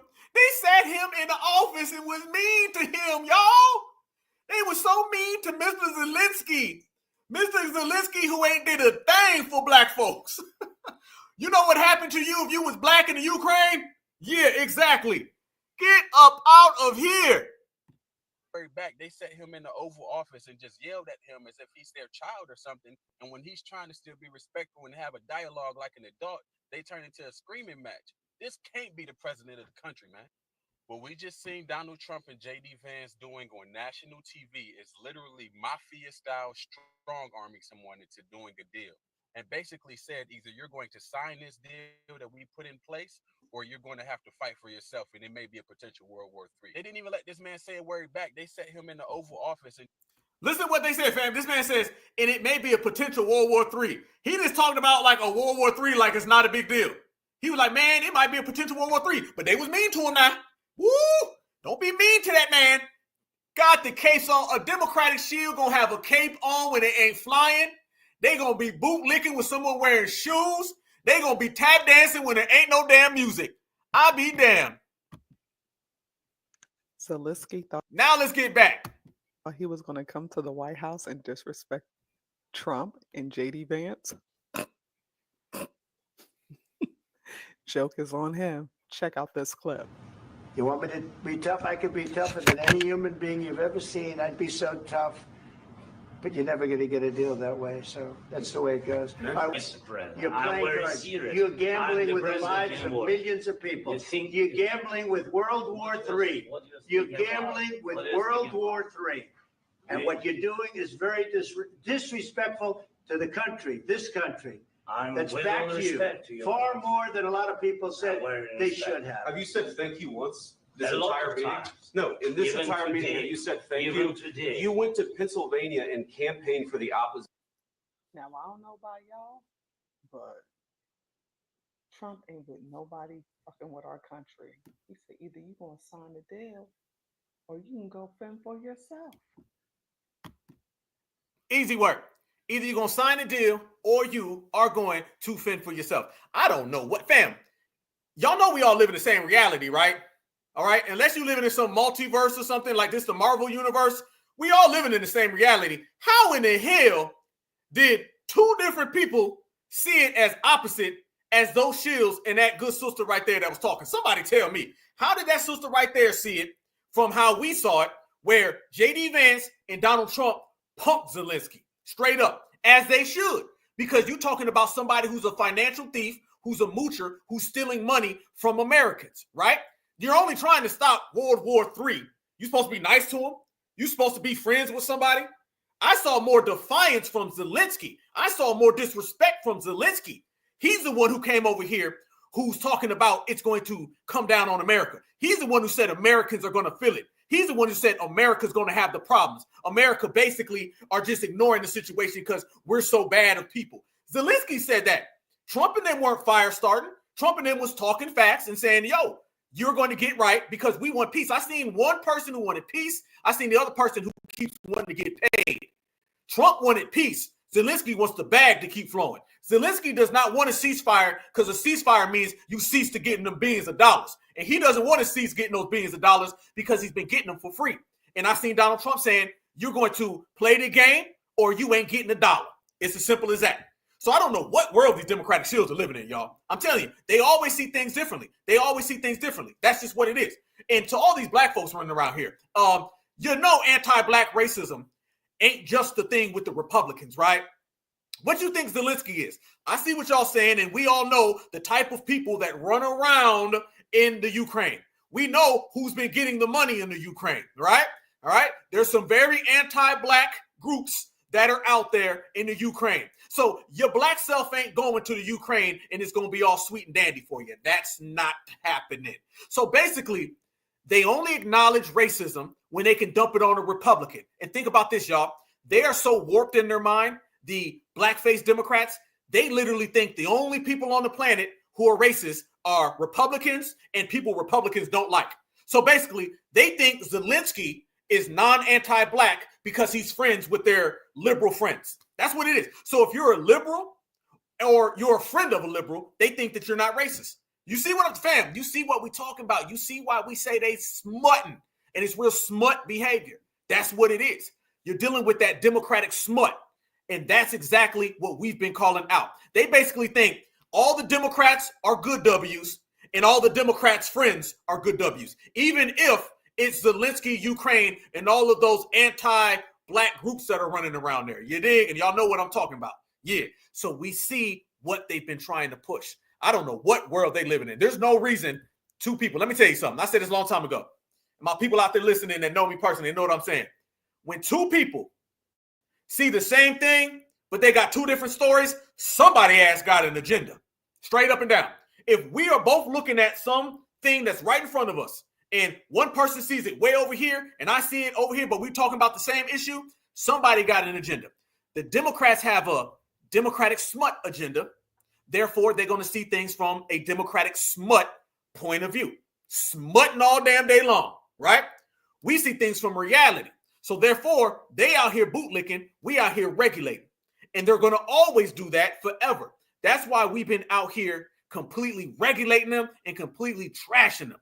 That's the best way to do. That's how you got to operate. So you name the policy, you name the thing. They're always out here trying to push those things above us. That's just what they've been doing. Same like we were talking about with DEI, everything.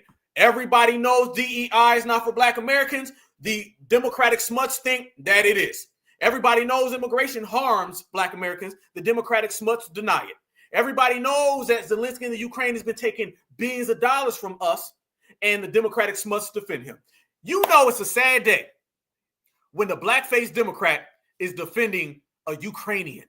They have Democratic shield themselves to the point where they putting on the cape for the Ukraine now. I told you, they defend Mexico, Canada, and the Ukraine, all because they're anti-Trump. And this is what all of this is. It's all about being anti-Trump as much as you can be, because the more you're anti-Trump, the more you got the opportunity to get the Democrats back in office. Everything has getting my favorite massa back on the plantation.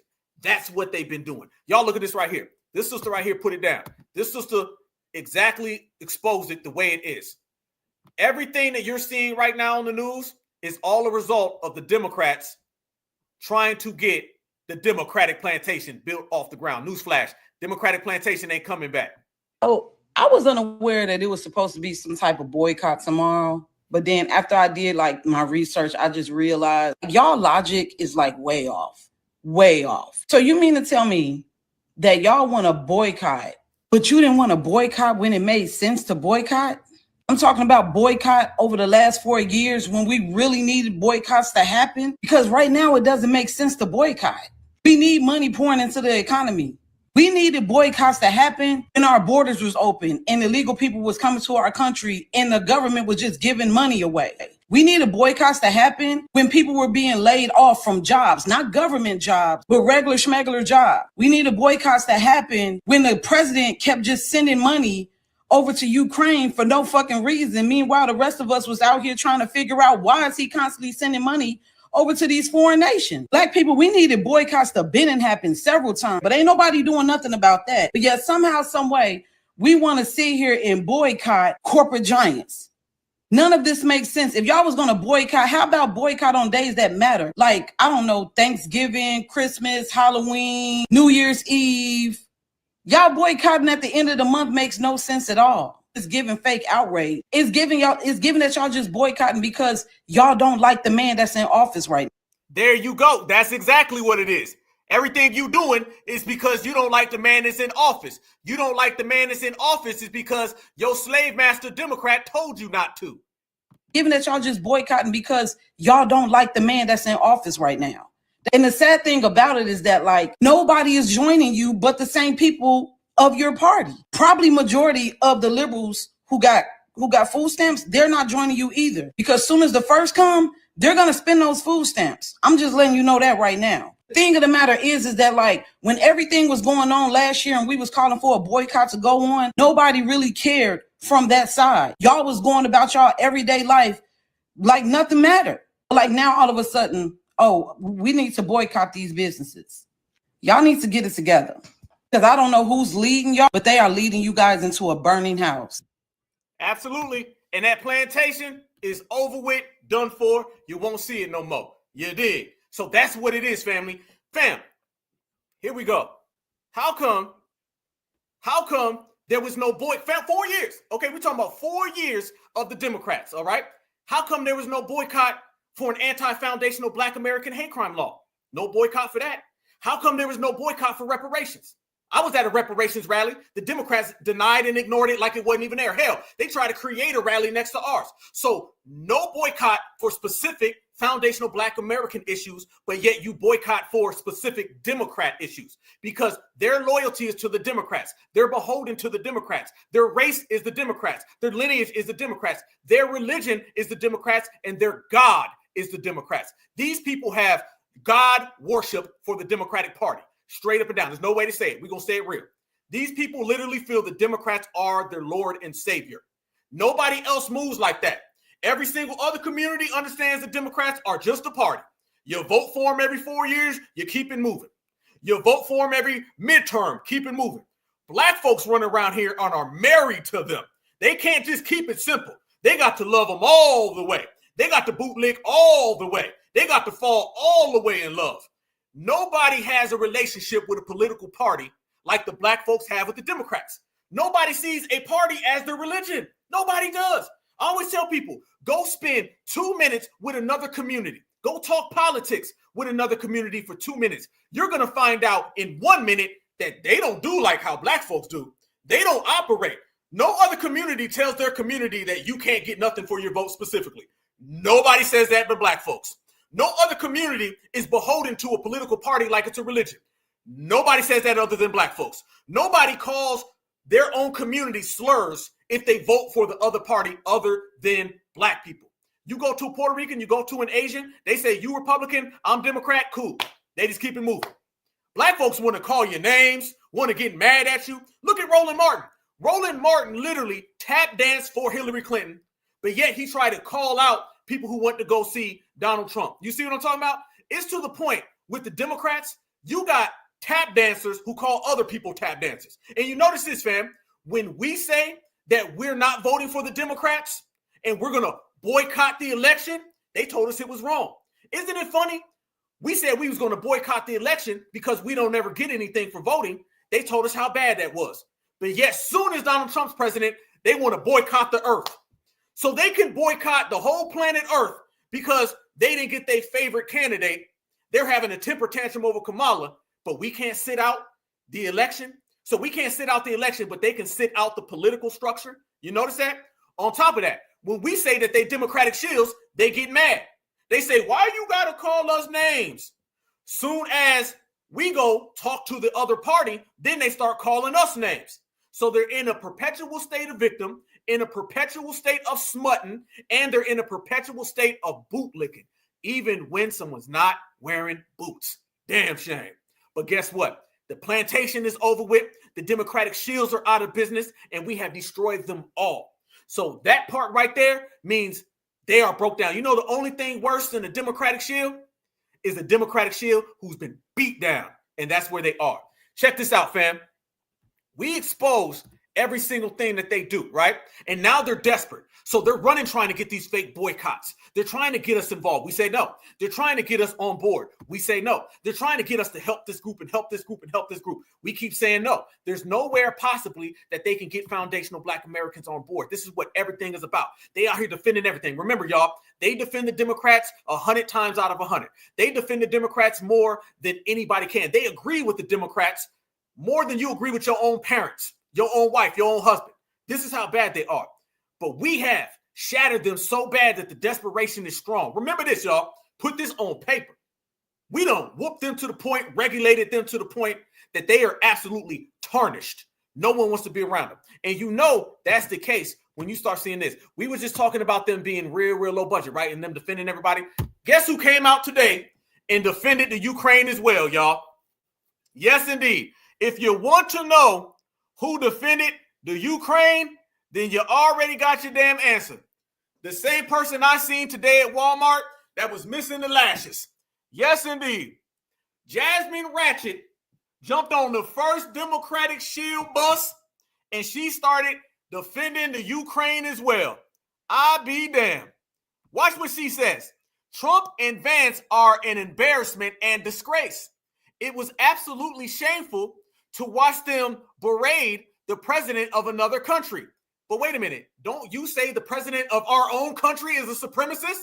You say that the president of our own country is illegitimate.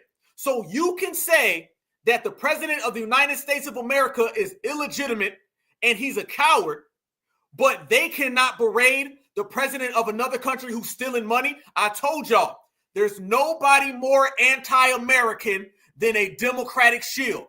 They would rather see America crumble so they can score points on Donald Trump. They would rather see us all suffer so they can score points on Donald Trump. She says, let alone one of our allies. Trump says You're either going to make a deal or we're out. It's beyond disrespectful. Family, what you supposed to say when somebody don't want to make a deal with you? Are you supposed to say, we'll sit here forever? I don't know if she knows, because I know she's used to taking orders. I know she's used to jumping every time the Democrats say jump. I know that she's used to having them goddamn hands up her back and them strings on her arms like a good little puppet. But in business, that's what you tell people. Either you're going to make a deal or we're out. You don't tell somebody, I'll be here no matter what you say. You can do anything no matter what. That's how they end up leaving with $350 billion. That's why every time Zelensky comes over here, he leaves with a stack. Yes. So she says, that's bad. That's disrespectful to get a deal. Okay. She said, that's not leadership. This is a power play with no regard for what's really happening in the world. President Zelensky is literally fighting for his country's survival. And you are fighting for the Democratic shield, and you're also fighting to keep that lace front from blowing off in the wind, like when I saw you earlier. So that right there, you knew was going to come. You knew it was coming out, y'all. Y'all knew it, y'all knew it, y'all knew it. Had to go there, right?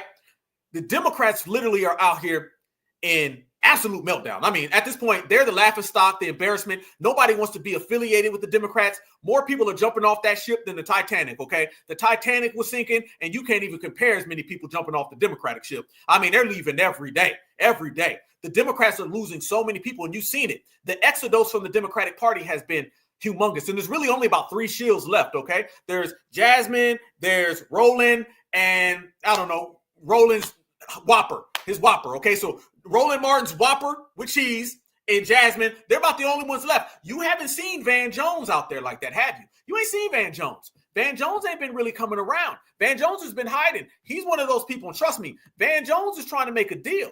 Van Jones wants to get the hell off the Democratic plantation.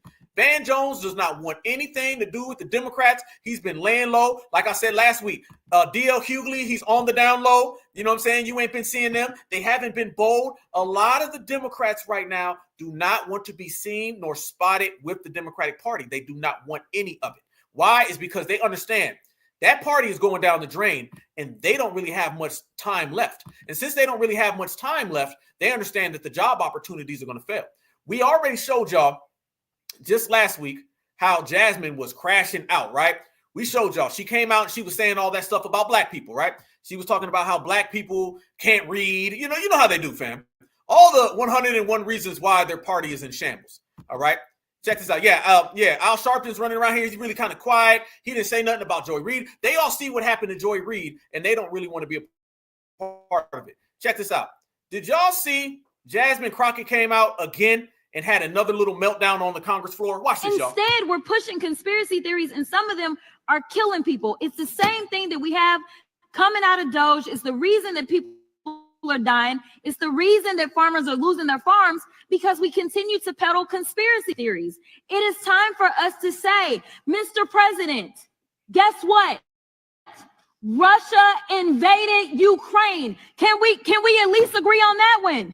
Listen, family, this right here was earlier in the week. Oh, yo, let's go. Let's go, y'all. We in here. Smash that like button. Notice how she was getting a head start on defending the Ukraine. Remember when I told you the Democrats say jump and then they say how high before they even get the question out? They start tap dancing before they even get their whole orders.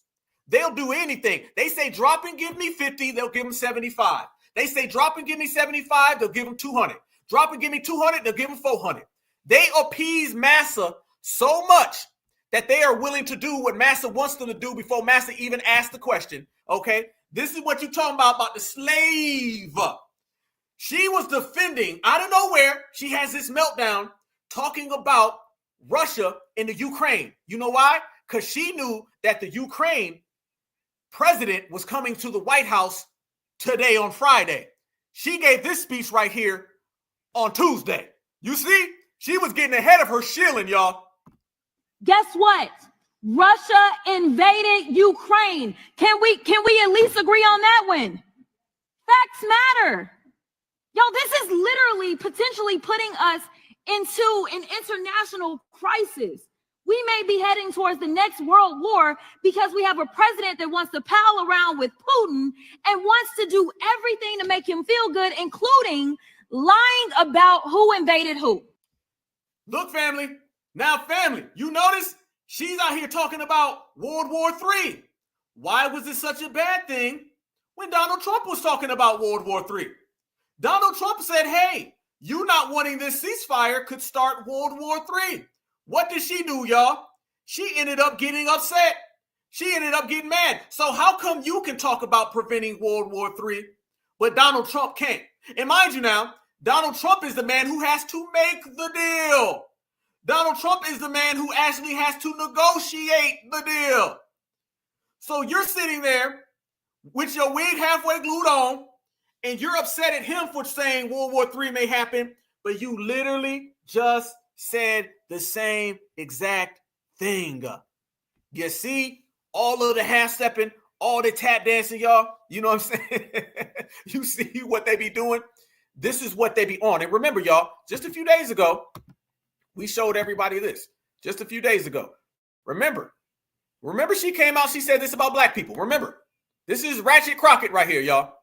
I just want us to go live really quickly because y'all is wearing me out. Like, you know, I better understand why black folk got hoodwinked and got caught up and started saying that Kamala wasn't black enough or she wasn't even black at all and all this kind of stuff, because legitimately another member of Congress sent me a video of a woman who supposedly is a teacher. And I'm saying supposedly because I am hoping to God that this woman is not an educator of our future scholars.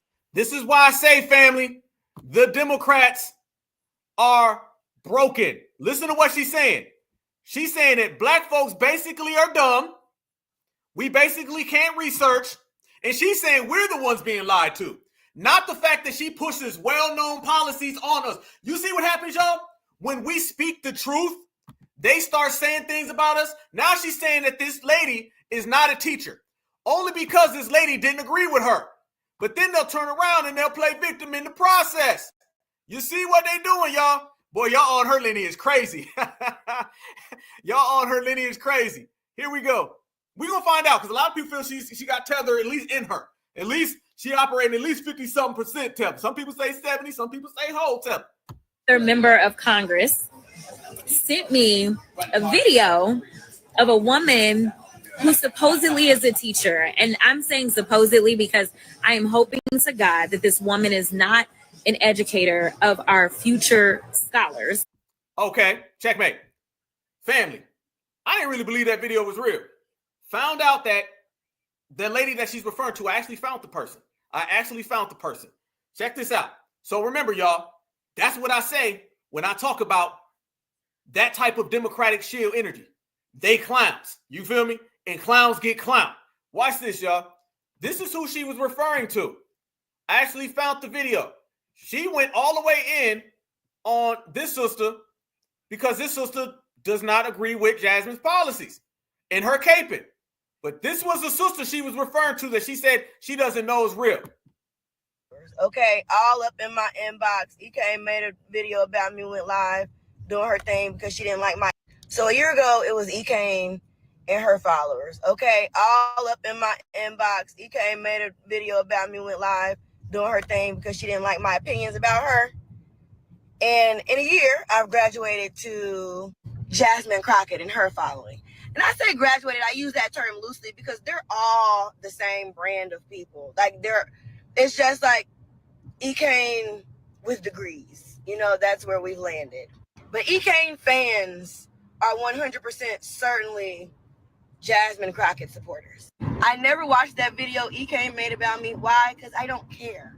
I'm not going to watch a video that Jasmine Crockett made about me. Why? Because I don't care. I said what I said. Of course, she's not going to agree with it.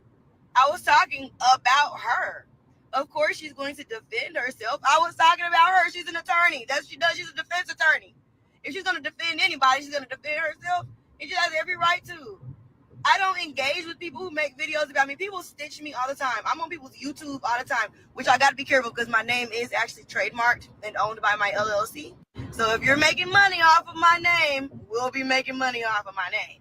But I am glad to know that I am important enough to the Congresswoman that she took time out of her day, out of her life, to make a video in response to me. But I'm never going to watch it. Look at that, family. Notice this. Ain't nobody caring about them, y'all. Y'all notice that? Y'all notice that, right? Jasmine Crockett took her time out to get mad at this sister right here. And no one gives a damn. No one cares. Everybody's moving on. Easy work, right? This shows you the fact that they got to do that because they have nowhere to go. They have nothing left in the tank. They done ran out. And now they crashed out. So therefore, they are out here broke down all the way. This is good. So she had to make a response to this sister. And this sister didn't even give a damn. This sister didn't care. This sister said, say what you say. But guess what? Hold your own lace front. So Jasmine Crockett, you are literally so broken that you got to respond to people on the internet who ain't responding back to you. You are so broken that you got to make videos calling people out and they don't even give a damn about what you're saying. Damn. But you know, for every one person that let it slide and diss her, can't say all that. Let me say this again. All of that sister shield stuff ain't working. All of the lace front flying in the wind ain't working. All the lashes skipping down the street, it ain't working. Jasmine Crockett is embarrassed. Jasmine Crockett is ashamed. Jasmine Crockett is trying to do retractions every single day because what she's doing has backfired. More and more people see her as a clown. More and more people see her as a joke. The career that they thought she was going to have ain't even got off the ground. They thought by now she'd be flying. What they done found out now, y'all, is that she done crashed out. Everybody sees Jasmine Crockett for exactly what Jasmine Crockett is. One of these people who think that they gonna sister shield and loudmouth their way into politics, but everybody done flipped it back on them and have wrecked her career before it even got started. So, Jasmine, peace out to you for your broken career. FBA regulated you out. And trust me, y'all, people have been saying some real damn things, and people been speaking some real damn truth. And when it comes down to it, she getting smoked. Jasmine Crockett got her bad wig having ass on this motherfucking social media and said that the government shouldn't be handing out money. Girl, what? The $5,000 Trump trying to give us, that's taxpayer dollars, meaning taxpayers put that money into the government. They misappropriated the motherfucking funds. Trump and Elon found out about it, and they trying to do something right and give it back to the damn people. And you talking about something the government shouldn't be giving out money? Girl, is you cool? Y'all the same motherfuckers that sat on this goddamn internet just a couple money. You was all for sending all our motherfucking tax dollars overseas. You was all for that. But when it comes to money that is owed to us, money that probably shouldn't have even been taken from us in the first place, being put back in the hands of the people it belongs to, now you got some shit to say? I'm sick of her. Joy Reid, I'm so happy that bitch got fired too. Keep her off the motherfucking airwaves. Woo! What you gonna do now, Dims? This is supposed to be the folks that you out there getting. No, you better go get that damn lash because it done fell off. And ain't nobody coming to get it for you. That's what's happening. Y'all see the difference? Y'all see what happens? FBA don't respect that. FBA ain't on that time. Foundational Black Americans ain't with all that sassiness, all that crazy talk. No. And every single day, you seeing more and more sisters come out and are destroying her career. Her career is done for before it even got started. She done had that Democratic shield backfire. And it ain't looking too good for her. Watch this, y'all. Okay, I have a question. Chris Hayes, I just want to know, how difficult was it for you to look at that lifted lace wig on Jasmine Crockett's head during your interview. I just know she did not get on live TV and not glue her wig down so that it would not rise during the interview. It was so distracting for me. She's sitting up there talking, and I can tell in his eyes that he's like, looking like this her head? Your interview. I just know she did not get on live TV and not glue her wig down so that it would not rise during the interview. It was so distracting for me. She's sitting up there talking, and I can tell in his eyes that he's like, looking like this her head coming off? Or he was trying to keep his professional composure. And I don't think anybody alerted her that, hey, this is your wig is not attached or is lifting off your head on camera. That Jasmine Crockett, she's just a whole mess. I just wonder if she's going to look back at that and cringe, because I was cringing through the whole video. Yeah, man, it's official. The Democrats are done. You know, you got DOGE out here finding all these trillions of dollars that they're misusing and stealing and so forth. And the Democrats not saying anything about it. All they're doing is crying about Elon Musk. And then when they start floating around the idea of, I don't know, giving back the American people their fucking money, giving everybody or giving every household a check for $5,000, you got Democrats like Jasmine Crockett who go on national television to say things like, we're not in the business of giving out money. Now, last time I checked, y'all were the party of socialism. You were the party of handouts. You were the party of government dependency. You're the party of bringing in illegal immigrants and paying for them and staying in 5-star hotels, giving them food stamps and medical and $1,000 debit cards and all that kind of shit on national television. She said, I don't know what $5,000 is going to do for you. I thought the Democrat Party was the party of the working class. I thought the Democrat Party was the party of the middle class. I thought the Democrat Party was the party that cared about the poor and disenfranchised. Show me which middle class, working class, low income fucking family can't use 5,000 goddamn dollars. Show them to me. And this is why I can't stand these people. These are the most dishonest, most disingenuous people this side of fucking heaven. Let me tell you something. This is the only thing that these people have. Their only position is to be opposed to anything Trump does. Their only policy is Trump bad. If Donald Trump walked out on that podium today and said, hey, Americans, we found a cure for cancer, they'll be mad about that shit. Well, why is he worrying about cancer? What about the price of eggs? Americans are paying too much for. That's the fucking type stupid shit they'll be saying. These people are the most dishonest, most disingenuous people this side of fucking heaven, man. I'm sick of them. I'm just sick of them. And I know Charlemagne ain't going to do it, so I'm going to do it myself. Jasmine Crockett is the donkey of the day. We're not in the business of handing out money. Are you watching? What I don't know what $5,000 is going to do for you. I don't know what's going on in Texas.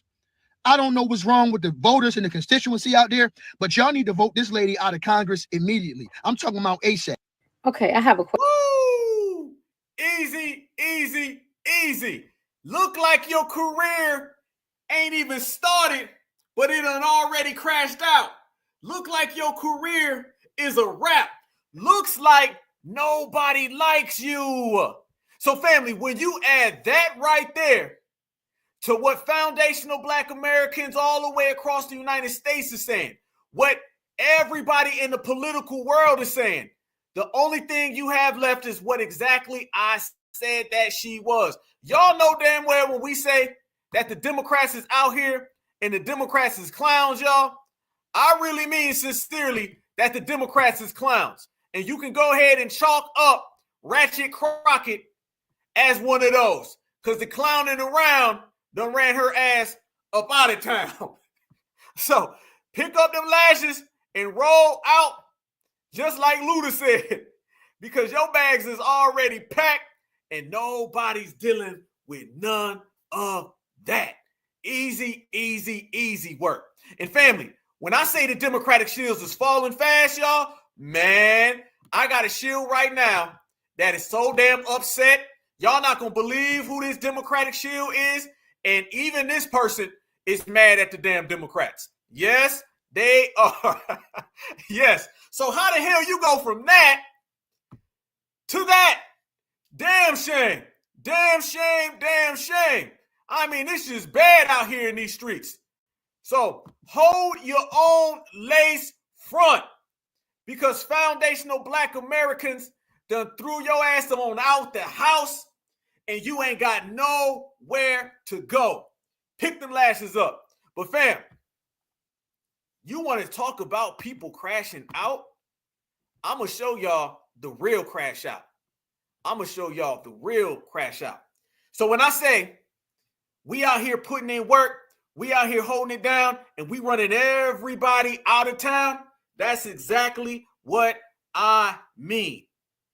We are here to let the whole country know that foundational Black American energy not only is exceptional, but that foundational Black American energy got the way to do it.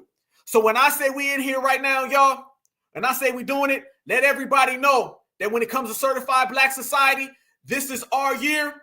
And Ratchet Jasmine Crockett, we done already ruined your career. Easy work. Family, the Smurfs are even upset at the Democrats. You know we broke them. Motherfucking Democrat. Is y'all really this motherfucking slow? Or y'all this acting slow? Because I'm starting to think y'all really this motherfucking slow. This man sent out a motherfucking tweet every morning as his motherfucking itinerary for the day. And y'all run around and talk about what the fuck he want to talk about all motherfucking day. Is Plaza upset, y'all? Is Plaza out here tripping? Am I tripping right now, fam? Is Plaza out here having a meltdown? Family, they got the Smurfs. Family, the Smurfs are upset. How y'all do that, FBA? And did this man say the itinerary? Did he say the itinerary? I'm sorry, family. It must be Foundational Black American History Month. It just has to be Foundational Black American History Month. That's the only way I can explain it, y'all. We literally have the Smurfs melting down. You know, when the Smurfs is having a hard time and Plaza's out here upset, we must have gave the Democrats some type of extra special work. All right? They done already tap dance and shield themselves down the street and around the corner, right? But now you got Plaza out here talking about some, y'all, with our itinerary, the itinerary, y'all so damn done. Plaza is mad at the Democrats, y'all. Plaza even knows he done got the memo. Add it up to the careers that we have already ended, y'all, and it's getting even worse. It's getting spooky in these streets. Plaza, tell us why you mad. That's motherfucking Democrat. Is y'all really this motherfucking slow? Or y'all this acting slow? Because I'm starting to think y'all really this motherfucking slow. This man sent out a motherfucking tweet every morning as his motherfucking itinerary for the day. And y'all run around and talk about what the fuck he wants. He said itinerary. He said itinerary. He done threw 5 extra W's in there. And y'all run around and talk about what the fuck he want to talk about all motherfucking day. When y'all gonna start talking about what the fuck y'all want to talk about? When y'all gonna start talking about the shit that he don't want to talk about? Like all these motherfucking planes falling all out the motherfucking sky. Like the 10% tariff China just put on us because he was stuffing. He say something about buying Gaza. Y'all fly y'all like, oh, did you hear what he said about buying? Who gives a Plaza hurt. Start talking about what you want to talk about. He say something about gun public education. Y'all fly y'all over there. One motherfucking man standing at that motherfucker, 106 motherfucking pounds. You can look in his eyes and know he ain't never had a fight in his motherfucking life. It's 50 y'all. Y'all don't do a motherfucking thing. I bet you one thing. They ain't stop at that motherfucking door on January 6th. I bet you that. If y'all ain't gonna be about what y'all talking about, just sit y'all down somewhere. That's motherfucking Democrat. That's motherfucking Democrat. Is y'all really this motherfucking slow? Or y'all this acting slow? Because I'm starting to think y'all really this motherfucking slow. This man sent out a motherfucking tweet every morning as his motherfucking itinerary for the day. And y'all run around and talk about what the fuck he want to talk about all motherfucking day. When y'all gonna start talking about what the fuck y'all want to talk about? When y'all gonna start talking about the shit that he don't want to? Hey, listen, for the first time in his life, Plaza's voice got deep. He said, oh, motherfucking day. Watch. He said, y'all gonna talk about what this man was talking about his itinerary? His itinerary? Y'all gonna talk about it every single day. Plaza went from 5'2" to 5'4". You know FBA pissed him off. Day. When y'all gonna? He want to talk about all motherfucking day. When y'all gonna start talking about what the fuck y'all want to talk about? He went, hey, he not Darth Vader, he's Dorf Vader. Want to talk about all motherfucking day. When y'all gonna start talking about what the fuck y'all want to talk about? When y'all gonna start talking about the shit that he don't want to talk about? Like all these motherfucking planes falling all out the motherfucking sky. Like the like the motherfucking 10% tariff China just put on us because he was suffering. He say something about buying Gaza. Y'all fly y'all like, oh, did you hear what he said about buying? Who gives a Start talking about what you want to talk about. He say something about gun public education. Y'all fly y'all over there. One motherfucking man standing at that motherfucker, 106 motherfucking pounds. You can look in his eyes and know he ain't never had a fight in his motherfucking life. It's 50 y'all. Y'all don't do a motherfucking thing. I bet you one thing. They ain't stop at that motherfucking door on January 6th. I bet you that. If y'all ain't gonna be about what y'all talking about, just sit y'all down somewhere. Damn. Woo! What somebody say he went from Medea to Tyler Perry? Dorf Vader. Boy, y'all done pissed Dorf Vader off. FBA, if y'all don't stop pissing off Dorf Vader, he gonna kick you in the ankle. Y'all done pissed Dorf Vader off. Woo! Love it. Family, career's over. Lace fronts, glued off, flew down the street. Dorf Vader running around here. Joyless Reed at McDonald's inside of Walmart. Damn, we ruining their careers. Damn, we shaking them up. Damn, we got them broken. Damn, we laughing. Easy work. Yes. That boy said, his itinerary. Blasey was talking real reckless during the election. Where all that tough guy stuff. Bathroom goon. Checkmate. Man, these people so far out the paint, y'all. So far out the paint, y'all. They can't thank y'all. No. They done. Oh, by the way. Talking about all that, let me tell everybody. This is who the Democrats was defending over there. Let me show y'all who they half pint. I see that. This is who they was defending. Y'all say hello to the president of the Ukraine, y'all. There's the president of the Ukraine right there. That's who they've been out here defending. That's who they've been out here sticking up for. The president of the Ukraine. He out there dancing the Plaza's music. That's what he doing. Right there, he doing the Smurf step with Plaza. This is who the Democrats want us to put the cape on for? Hell no. This is who the Democrats want us to come out here and ride for? Hell no. But family, when I say things is getting real spooky in America, when I say things is getting real spooky in America, fam, I got something even crazier than that. If y'all thought Dorf Vader was bad enough, okay, or Zelensky, yeah, I see you in there. Yeah, he looking like damn Oscar De La Hoya. That ain't got nothing on what I'm about to show y'all. Family, it ain't got real spooky in America. Real spooky. We got it all, man. I'm telling y'all, FBA, we in here winning, y'all. This says American made, but FBA got it made because we have the luxury of sitting back watching all the clowns crash out, all the shields crash out, all the Smurfs crash out, all the Zesties crash out. They crashing all that. They doing a whole lot of crashing out. We doing a hell of a lot of winning and laughing too. Y'all look at this right here. Family, did y'all see Don Lemon going back and forth with Megyn Kelly? Did y'all see that? Tell me y'all seen that. Did y'all see Don Lemon came out and he told Megyn Kelly, tell your husband to quit looking at my husband? I'm not lying. Hold on. Don Lemon came out and he told Megyn Kelly, quit having your husband looking at my husband. Boy, y'all got me messing up my damn glasses. Okay. I fell for it. So y'all gonna have to watch this too. Family, it's getting very spooky and diabolical in America. You got a Karen and a lemon. And by the way, going at Megan, it. let Watch me this. just say something. Hold Deal up, with freeze. your own There you house. go. And by the way, Megan, let me just say something. Deal with your own house and tell your husband to stop looking at my husband across the room. It's weird. Okay? What? Tell your husband to stop looking at my husband across the room. It's weird. Tell your husband to stop looking at my husband across the room. It's weird. Okay? I never take glee in anyone's downfall. I didn't take glee in Megyn Kelly. I'm talking about Megyn Kelly. I didn't take glee in her downfall when she was fired from NBC.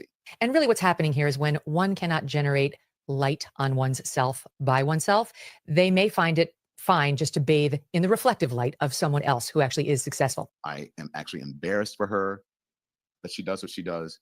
And so I think that when people hold up a mirror to you, that sometimes you just need to look in that mirror and go, you know what, maybe they're right. And so let me just hold up a mirror because she's saying that I did this or whatever, but here's a mirror. These are the times, some of them, not all of them, that she has attacked just me, has used me for content and to resurrect her career after she got fired. This is just some of the times that she's attacked me. You will rarely find a headline of me attacking or calling Megyn Kelly out, except for when she got fired and I had to analyze it. Maybe people would like you and the women would like you more if you weren't such a, what you said about my former colleague. And by Why he trying to give a woman advice on what women like? Maybe them women's will like you more. Who gave you the authority? Oh, I forgot. Because you and Megyn, y'all like the same people. Megyn likes Brad, and you like Brad. This is all about getting Brad's affection. Hell no. And by the way, Megyn, let me just say something. Deal with your own house and tell your husband to stop looking at my husband across the room. It's weird. It's been to stop looking at my husband across the room. It's been to stop looking at my husband across the room. Tell your husband to stop looking at my husband across the room. It's weird. Did he just hit her with, don't mess with my man? This mom just went, don't mess with my man. Don't mess with Dom Lemon's man. He gonna be the one to bring it to you. He done went full Nivea. You got Lemon going Nivea on Megyn. You can't make this up, y'all. You can't make this up. Your own house and tell your husband to stop looking at my husband across the room. It's weird. Okay? I never take glee in anyone's downfall. I didn't take glee in Megyn Kelly. I'm talking about Megyn Kelly. I didn't take glee in her downfall when she was fired from NBC. And really what's happening here is when one cannot generate light on one's self by oneself, they may find it fine just to bathe in the reflective light of someone else who actually is. What you said about my former colleague. And by the way, Megyn, let me just say something. Deal with your own house and tell your husband to stop looking at my husband across the room. It's weird. Okay? He said it again. What you said about my former colleague. And by the way, fam, this is later in the clip. more if you weren't such a, what you said about my former colleague. And by the way, Megyn, let me just say something. Deal with your own house and tell your husband to stop looking at my husband across the room. It's weird. Your own house and tell your husband to stop looking at my husband. Tell your husband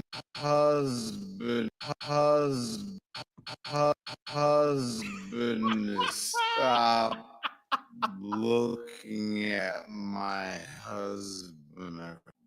Looking at my husband across the room. It's weird.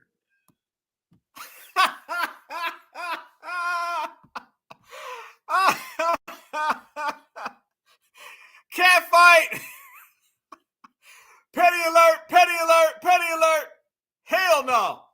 And by the way, Megan, let me just say something. And by the way,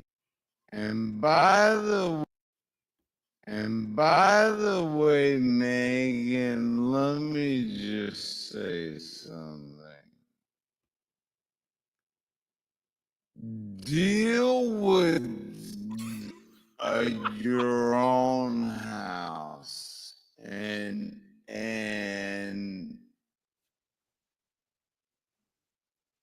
tell your husband to stop Looking at my husband across the room, it's weird.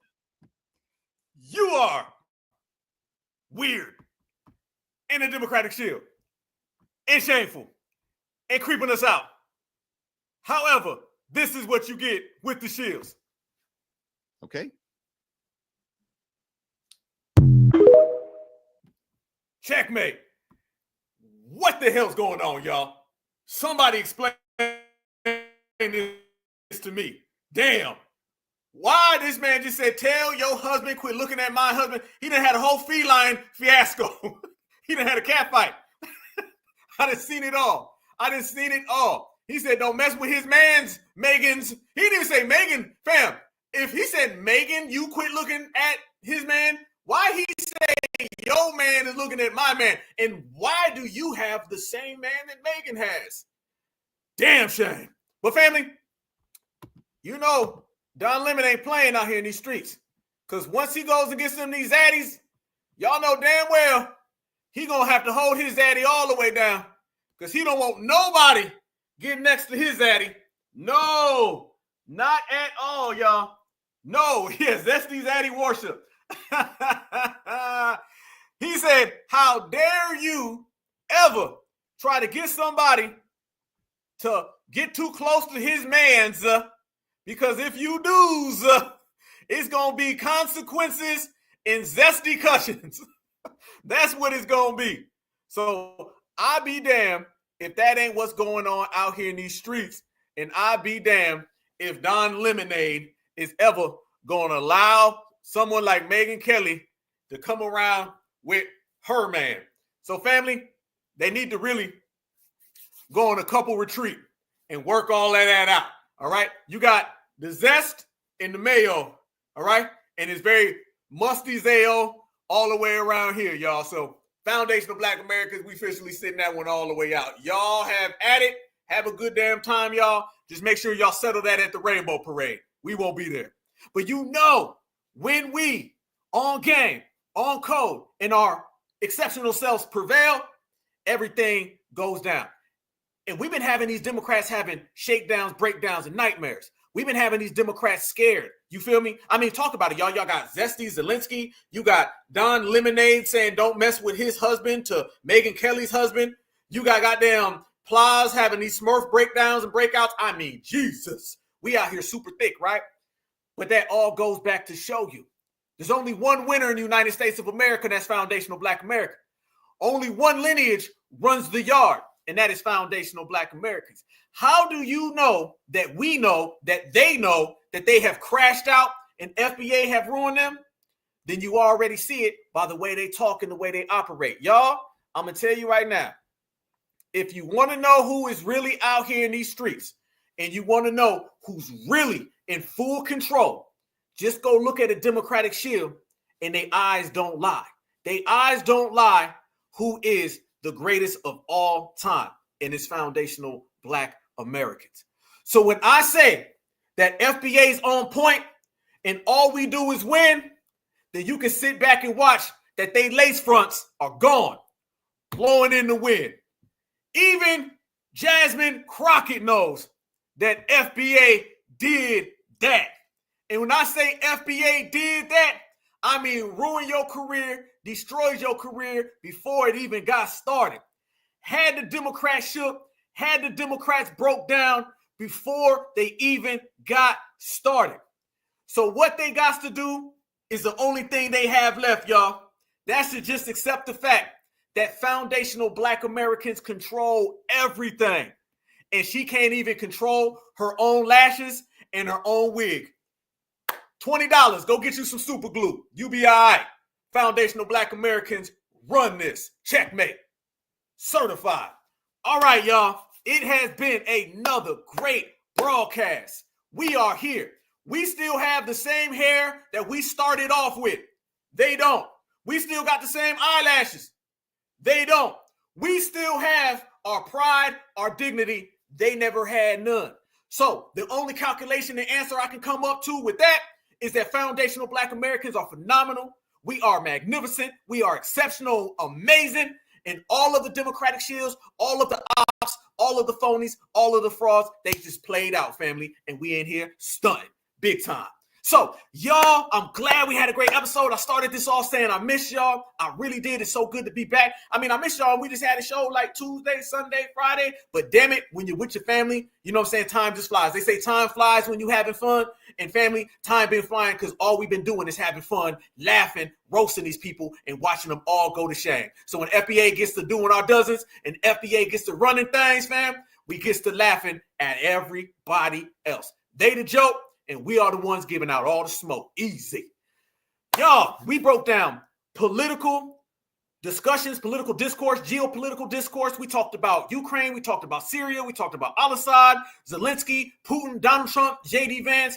We talked about Jasmine Crockett's glued off, glued on, back and forth, blowing in the wind, lace front. We talked about her lashes. We talked about they falling and they all over the damn place. We talked about Smurf breakdowns. We done laughed at some people, some zesty folks, and we did a whole big circle, and it brings us back right here where we started. Certified foundational Black Americans, the reparations generation. It does not stop. As the heat get turned up, we get turned up right along with it. Nobody brings it like we do, fam, and we've been bringing it extra. So on this beautiful, beautiful, beautiful Friday, I want everybody to appreciate what they have going, and I want everybody to appreciate what they are and where they're going in their life and just stand on it, okay? There is something that I do want to do, and I want the whole family in here to understand. I need everybody. I want y'all to hit me up on Black Alpha Net W1, and I want y'all to send me pictures of like your grandparents. It could be an auntie, an uncle. We're going to celebrate foundational Black American isms. I know that today is the last day of Foundational Black American History Month. I understand that. But what we're going to do, family, we're going to celebrate our greatness every single day, okay? So when I say it's Foundational Black American History Month, I mean it. But this is Foundational Black American world. So we're not going to just celebrate when them folks tell us to celebrate. We're going to celebrate every single day. So if you got a grandma that you want to shout out to, send me the picture. I will post it. Just send me the picture of them and the name so I get all the names correct, okay? So I can post it. You got an uncle, you got a service member, anybody that you want to get the shout out. I've showed my grandparents before. I showed my great-grandma. I showed my great-great-grandma before, and I just want us to always do it. Somebody told me a long time ago, they said, Black Alpha, man, what make you so special is that you center every single thing in our excellence. You're so positive, and you always pushing this FBA always wins. I said, you want to know why I'm so positive, why I center everything in our excellence, and why I'm always saying foundational Black Americans always win? They said, why? I said, answer is because foundational Black Americans always win. You ain't got to make it up when you got your weight up. That's how we are. Certified salute to y'all. Make sure you hit me up. Have a great weekend, y'all. Y'all stay good. Y'all stay safe. Y'all stay strong. Health is wealth. Take care of yourself. And make sure that your prosperity is felt all the way across the planet Earth, man. We out here running these folks down, holding them down, and we ain't got no time for anything less than that. Shout out to the whole family. Peace and love, peace and love, peace and love. Certified salute. Black is beautiful. Beautiful is always black. Let's go. Everybody knows that all the people don't have liberties, all the people don't have freedom, all the people don't have justice, and all the people don't have power. So that means nothing.